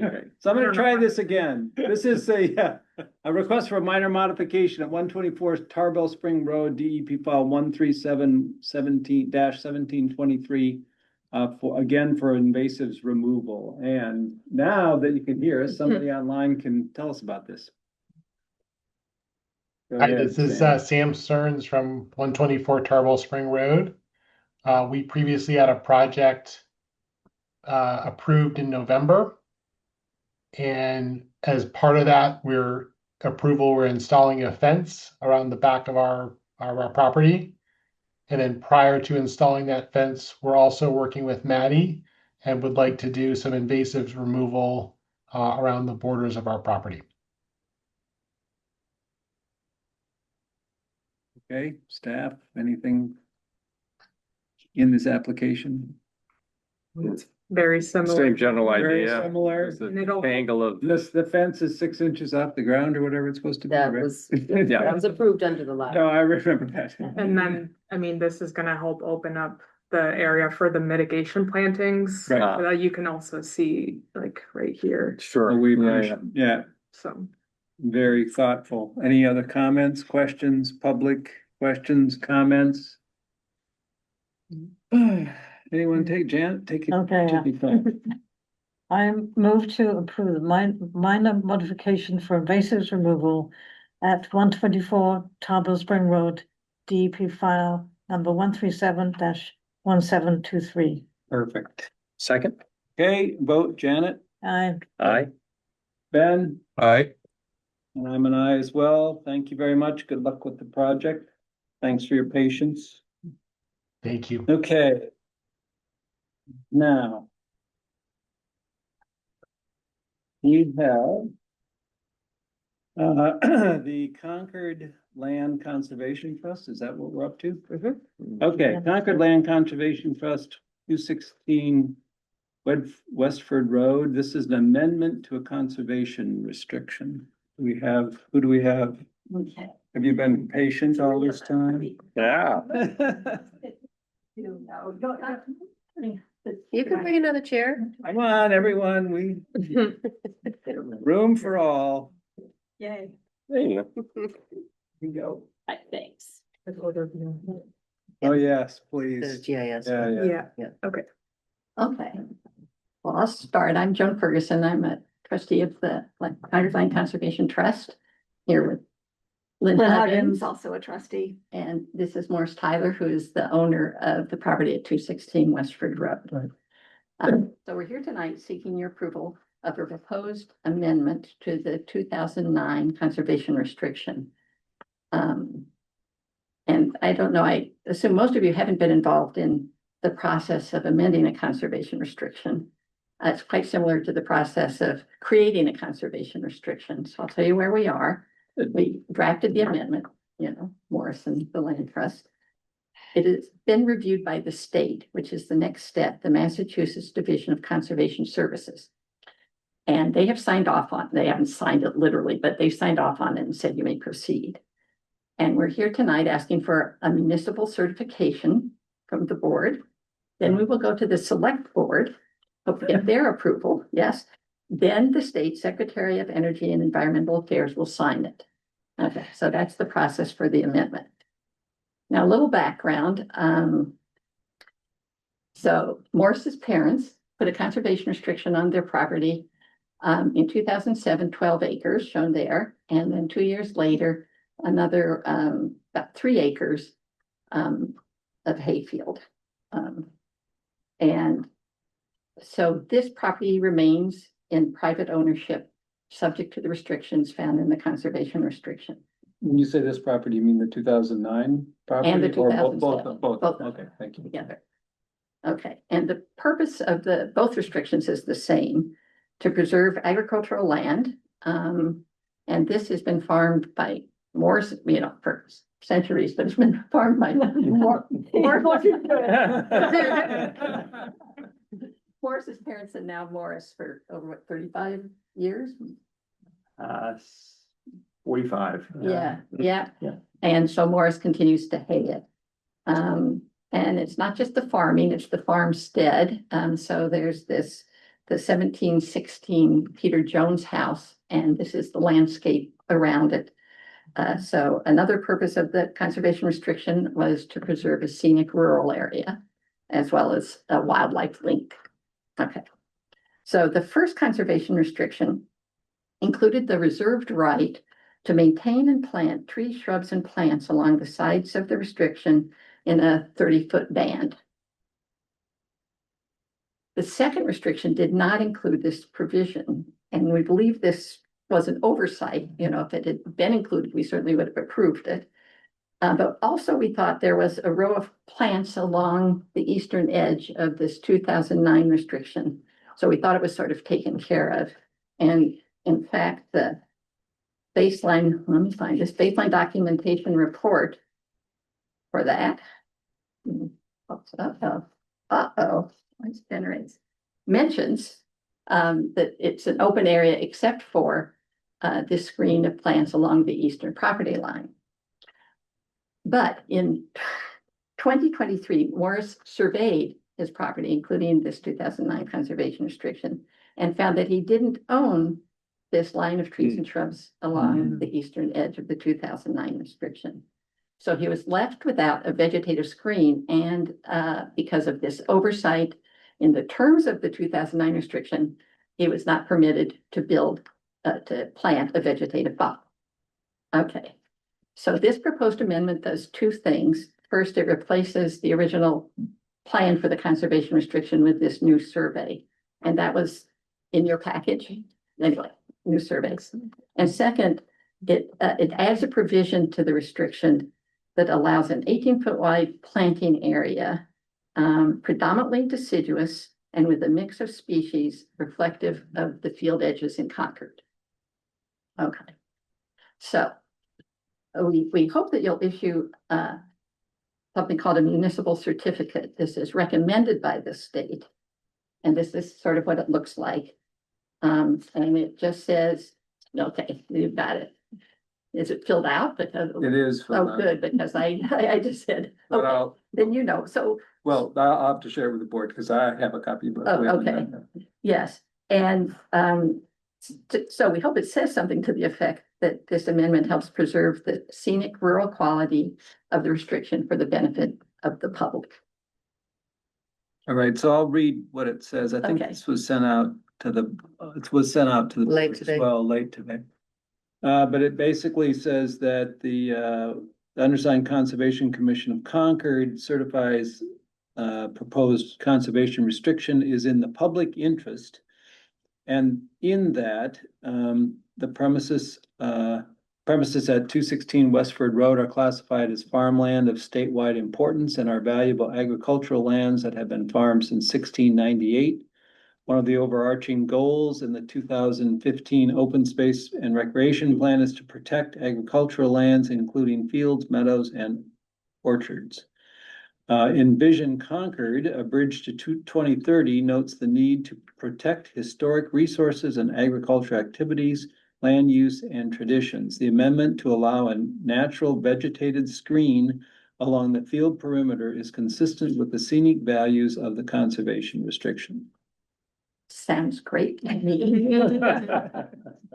And this is that plant, the 2023 updated. plan. I saw it online. So we need to sign it, I guess. Well, yeah, we have to move to sign it, so. Yes. Keep your pen dry. All right, I won't touch it. Any other? 1698, that's great. Any other questions, any concerns from staff? Public comment. Okay, hearing none, this sounds like a perfect idea, which is already endorsed by the state and everybody else. Ed, you want to take? Sure. I move that the commission sign the municipal certification form in support of the first CR amendment and to recommend approval of the amendment to the select board. Have a second? Second. Thank you, Janet. And the vote, Janet? Aye. Aye. Ben? Aye. And I'm an aye as well. Thanks very much. We'll sign this at some point. Sign this tonight. Tonight. Soon enough. Is Yeah. it just? Thank you, guys. Okay. Thank you. Or you could If you want to just sign it, then just. Well, who needs it? You guys need it. Right? Who's gonna go? He needs it. Joe's need gonna it, pick it up tomorrow. You need it? We can sign. We can oh, sign it now, or do you Yep. want Bobby to make Or I a can copy? pick it up, you know. Yeah. Are you signing it now? Sure. We're gonna, do we just have to sign? We don't have to put our names down here? You and don't, Okay. just sign.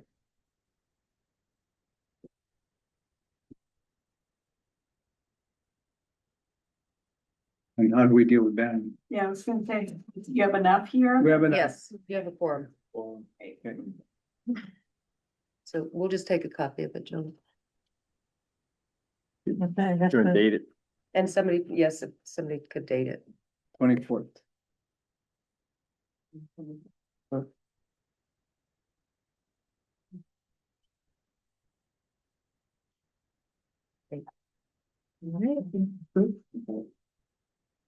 All right. Thank you. You bet. so much. Thank you. Thank you for doing all this work. Yeah, that's great. Yeah. Okay.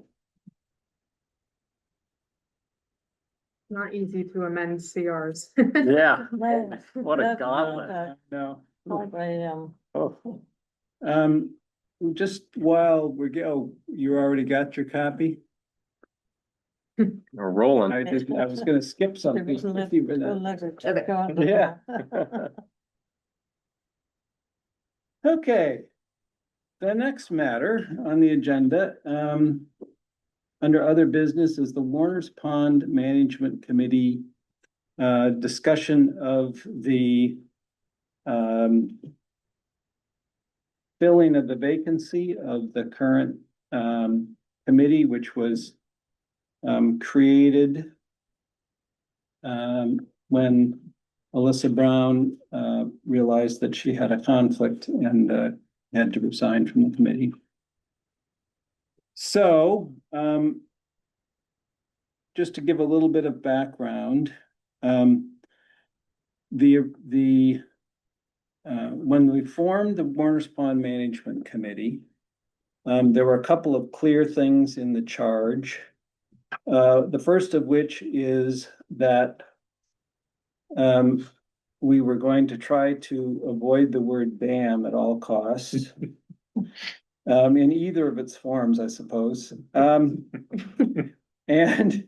that the purpose of the committee obviously was to make every effort to try to figure out if there was an effective way to restore the quality of the pond. It has funds that have been allocated for that purpose. It's in the process of moving forward with an RFP for a consultant, which I understand from Chris is the chair is being considered at the next meeting of the committee. That next steps are then to go to the town, I believe, the finance people and so forth for the bidding process.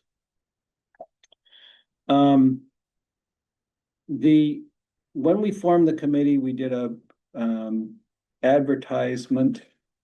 Well, I will stop and say that the committee itself had sought various kinds of people to be on it, if possible, including representatives of Friends of Warner's Pond. And I have it pulled up, NRC representative, former Warner's Pond Task Force representative, Friends of Warner's Pond representative, and then 4 at-large representatives with relevant expertise or experience. Right. So so we we being Rose, former chair of this committee, Sarah Grimwood, and myself interviewed the applicants. There were fortunately more applicants than there were seats on the board. On the committee, we made a recommendation to the NRC for the 7 people who were appointed to the committee. And we had good representation from each of the issue areas that we were supposed to try to get representations from, although probably weighted more toward Friends of Warner's Pond, butters to the pond than let's say to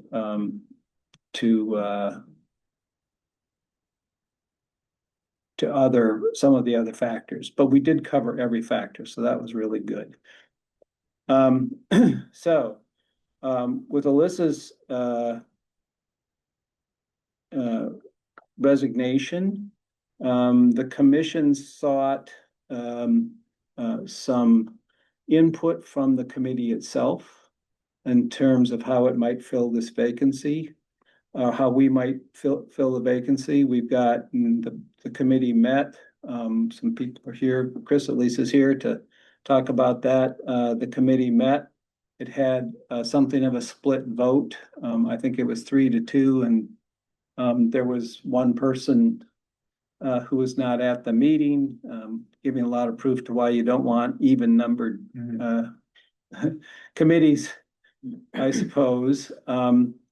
With the three supporting the notion of us going back and choosing from among the two people who we had interviewed, but if they were still interested, had not been chosen for the committee.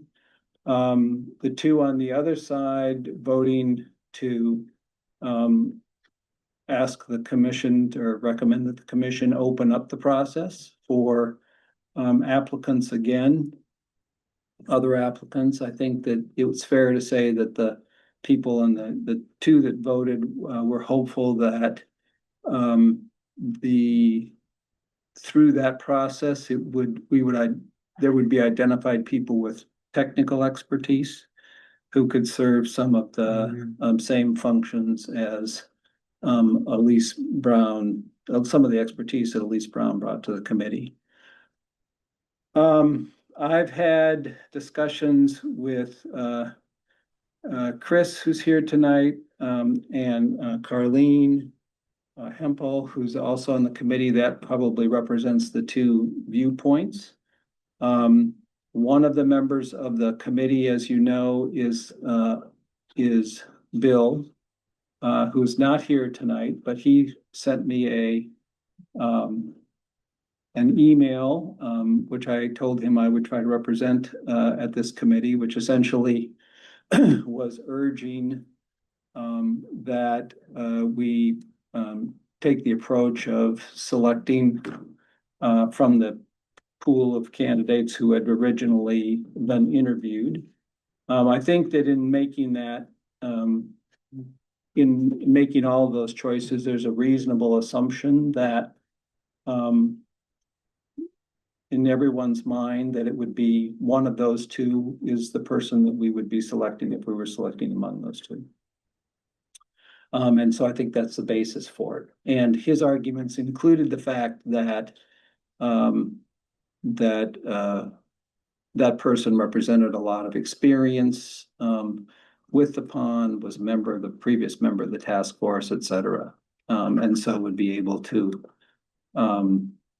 be up to speed very, very quickly on a complicated matter and be able to hit the ground running, so to speak, after this little bit of a glitch. I'd say the arguments on the other side both include they do include the issue of the technical approach. Another thing that I think is there on the other side is that the Warner Pond Committee really has a lot more visibility than it did at the time that we originally formed it. They've been holding stakeholder events, they've been holding meetings, there's been a little bit more understanding about that. We may well end up with more people and a larger pool to choose from. And the last thing is that this is a committee which is going to last for 5 years, probably at a minimum. It may be longer. We're going to run into this situation again, presumably. Chris is a glutton for punishment, so she'll probably hang in for the entire, I don't know how many years that this has taken, but and we appreciate that. But you can imagine that somebody's going to leave. So we're going to, one of the questions is, do you do you sort of say this is an odd situation, a one-off situation, because you lost a committee member so quickly, you can go back to the pool? Or do you say, really, we lost a committee member, we should have a process, and the process should be advertise, interview, et cetera? One of the things I said to, I will just say here is that one of the things that when I had my meeting with Carleen and Chris that we talked about was if there was a broad interviewing process, what would be the sort of composition of the interviewing group? And Chris asked for, and I thought was a great idea, and I've talked with Rose, and she thinks it's a great idea, is that we would recommend to the commission in that case that Chris join us in the interview process. So it would be Chris, Rose, and myself to do the interviews. We think that's very appropriate given the fact that the committee's up and running and she can answer more questions than any of the rest of it. Well, Rose obviously could do. So that's just general background. Happy to open it up to discussion here for what people's thoughts are about, this process. Just to confirm something, the potentially if those two people are still interested, right, from the last interview process. I don't know if I caught it, Jim, or not, or is one or both of them have technical expertise in this? Neither has technical expertise, okay. And I think it's, I would suggest that it was unclear in the case of one of them whether they had grasped the full understanding of the charge of the committee and whether or not they were willing, based on their understanding of the charge of the committee, to actually serve the charge that we wanted that NRC to serve. So I'd be happy to interview, I'd be happy talking to both of them again, but it's difficult for me to imagine that they've had a change of view about what they want to be talking about. So I think it's probably person who was already on the Warner's Pond. That's so maybe a pool of one. It may be a pool of one, potentially. Can I ask you, of the two that were not chosen, it sounds as though there was certainly a good reason why one of them wasn't chosen. Did that apply to both? There was a heated debate among the committee of people who interviewed as to, not heated. There was a debate among the committee as to who between the person that was the person of two who was added to the committee versus the one who was not added to the committee. There was I think a consensus that either would be very, very good members of the committee, but there was a choice made. Yeah, that's fair. I don't remember, but what is the degree of technical expertise on the committee now?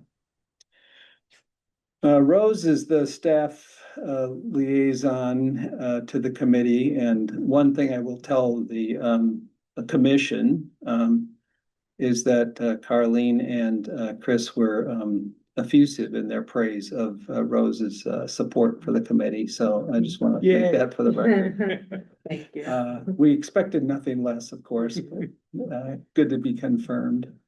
I think that there's one person that I know there's one person on the committee that has substantial technical expertise. He's an engineer. He was actually involved long ago in the project of the dam itself, that's there and sort of constructing the dam. I think that beyond that, probably technical expertise, there's not a whole lot of technical expertise. Now, I'll hasten to say that I think technical expertise can is very important for sort of understanding, helping to understand and helping the other members of the committee to understand what consultants and so forth are saying. Mm. We should never, ever, ever believe that a member of a citizen unpaid member of a committee is or should be put in a position to be an expert and put their professional reputation on the line and their insurance and everything else to be giving advice to the committee. So expertise here is really for the purpose of understanding, asking questions that maybe other people might not be able to might not have the background to think about to the consultants. I guess I was thinking of biological wildlife expertise. I mean, I don't quite know how to articulate it. Yeah, we lost a lot of that with Elise. Alyssa, excuse me. Yeah. Alyssa. We lost a ton of that with Alyssa. I just wanted to add, so in the charge, obviously, ecology, water quality, Alyssa had a lot of knowledge and experience in those topics.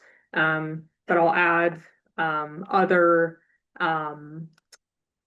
areas of interest that include recreation and or community history. So those were more outliers compared to focus on ecology and pond management. So it's just something to consider. Yes, there's a proposed boat launch in the park down there. There's one of the charges is to look at recreational uses. For sure. So having that expertise is something that we were hoping for too.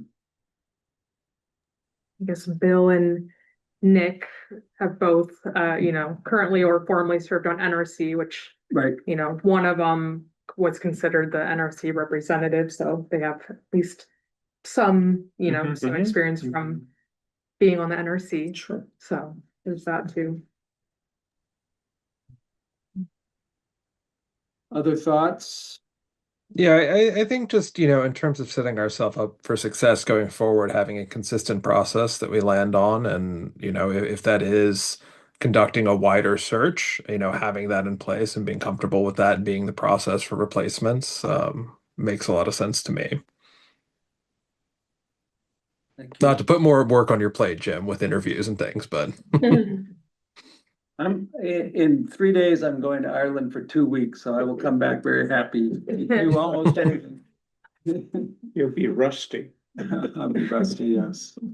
You don't know how my work schedule works. I'll be rusty except for the hour a day that I. No, I mean, you'll be rusty with all the rain. Oh, with all the rain, yes, it's warm there now, actually. Yeah. They have heat warnings. In Ireland, I know they're in England, I didn't know Ireland as well.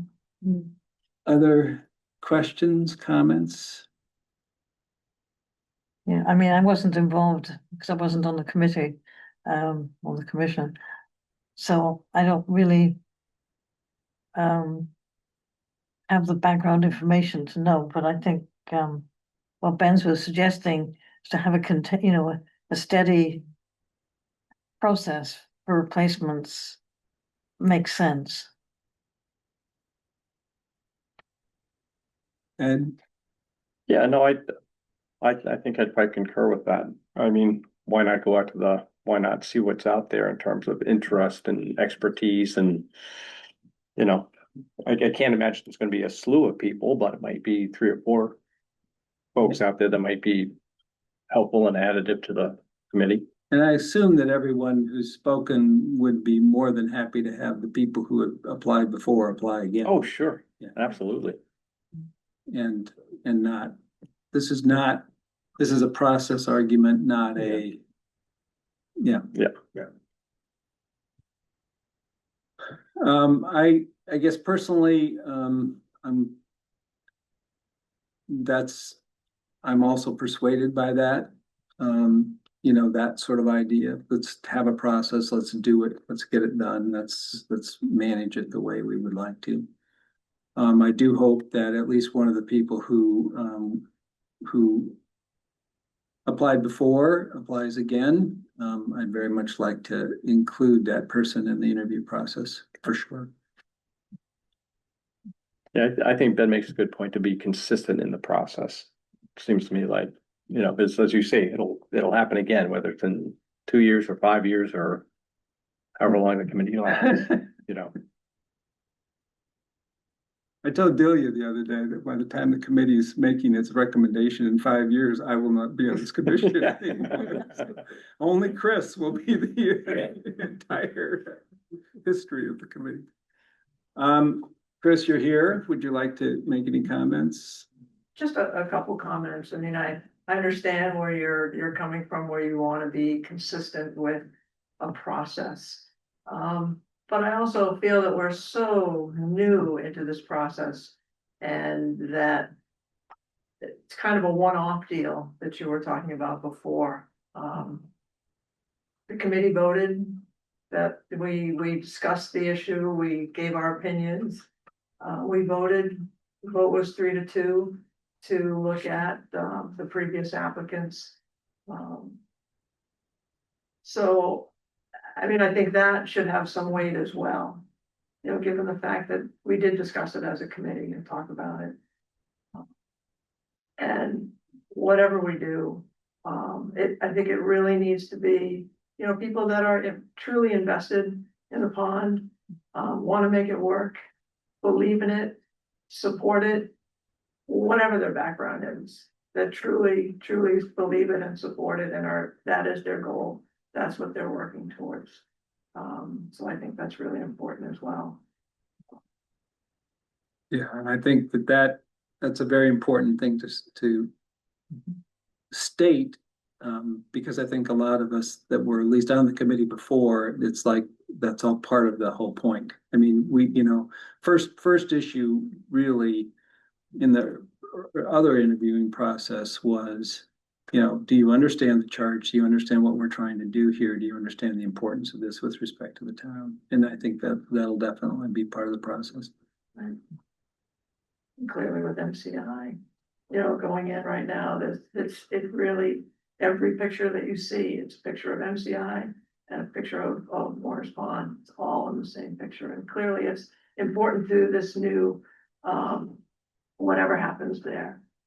So.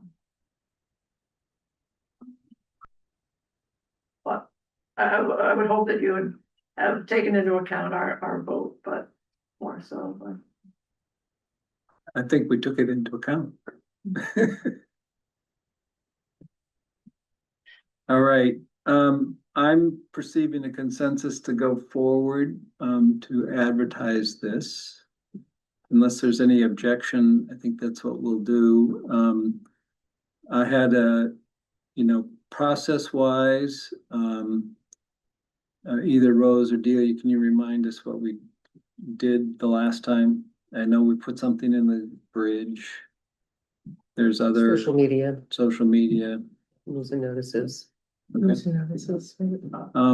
Please feel free to encourage people that you would like to apply or think it would be good to apply. We'll try to get it done as quickly as possible. I don't know what that exactly means, but are you on vacation this summer? I should be around. Okay. I'm going to Yeah, Rose, you're around generally or For not? the most part. All right, well, once I'm back, I'm back, so let's try to get something out quickly. Okay. All right, And I do appreciate your thoughtful discussion here. It was very comprehensive. and we look forward to you participating in the interview process. Thank you. Yeah. On the other side of the table this time. All right, that's great, thank you. Thanks for that discussion. All right. Next, certificates of compliance. We dealt with the stewardship committee appointments. Mhm. There are, I think if I have this right, there are 4 of the 5 that are listed here are ready to be thought about tonight, and one of them is. Yes, what's on the thumbnail is accurate. So what is on the agenda, there's one additional Massport that is not quite ready yet. Okay, that's 137-1496. Yes. So can you just walk us through these, Delia? We'll give this to Rose. She's Or been Rose. working on these COCs. Okay, so you might be able to Or the tell best from the numbers. Several of these are older projects. And, you know, as the commission does, you know, when a new project is proposed, you typically include a condition to close out past projects. So Massport has been trying to get caught up, and has been, you know, responsive, and we've been working with them over the past couple months to make sure we're on the same page of, you know, kind of what's expected, and make sure any potential outstanding specials are addressed. And it was a little difficult when they have, you know, changes in staff, and it's been several years since, you know, some of these projects were completed. So, they were, you know, they kept working at it and got to a really good point. And we were very satisfied with their responses, you know, addressing specific specials and kind of explaining the work that was done and any potential differences. But I think we were, you know, they did dig in and, you know, really get us up to speed on what was done and contacted people they needed to contact. So at least one of these is a VMP, vegetation management plan. One was the perimeter road, or is that that's the one that didn't go? So one, do you remember what the specific projects were? So 10,004 was the vegetation management plan, and there's been so many. I know. Yeah, Yeah. one was like on the runway, but it was, you know, it was like It's a some minor piece. Yes, some access BLSS, improvements. but then On the- now it's not mapped in floodplain anymore. And so it was, you know, and other things were just, you know, maybe they, So are we expecting the 1496 to actually come in and soon? They're still working on that one? Yes. That's continued there's a process. couple that, again, we requested additional information. They're working on it, but these were They're the not ones quite ready. that Yeah. we feel. Okay, these can all be fully closed then, right? Yes. These three Massport are ready for issuance. Ready for issue. For full Okay, well, foreclosure. let's do the Massport ones separately, and then let's talk about Sunnyside Lane. Okay. I move that we approve COCs for Massachusetts Port Authority, 200 Hanscom Drive, DEP file 137-1004. Number 2, Massport Authority, 443A Virginia Road, DEP file 137-1099, and Massport Authority, 777 Virginia Road, DEP file 137-1384. Jan, we have a second? Second. Thank you, and the vote, Janet? Aye. Aye. Ben? Aye. I'm an aye as well, thank you. So what's going on with Sunnyside Lane? So that was, there was a 3-lot subdivision, 3 houses constructed. And this one was outstanding because, there was a portion of a retaining wall for the driveway was, pushed into the 50. It was like a stone retaining walls. So we worked Made with them the look contract, to move. So it's a vegetated slope now that's in the 50. The driveway is outside of it, and there are a few stones, but it's not like a stone retaining wall. It's a vegetated slope. And then there were 2 non-native trees that have been planted instead of the native trees that have been replaced. Yeah. So that's the Also- last of those 3. Okay, so that's ready for closure too? Yes. Yeah. I move that certificate of compliance be issued for 61 Sunnyside Lane, DEP file number 137-1620. Second. Okay, thank you. Vote, Janet? Aye. Aye. Aye. Ben? I'm an aye as well, thank you, and we are done. Unless there's any other thoughts, I declare this meeting adjourned.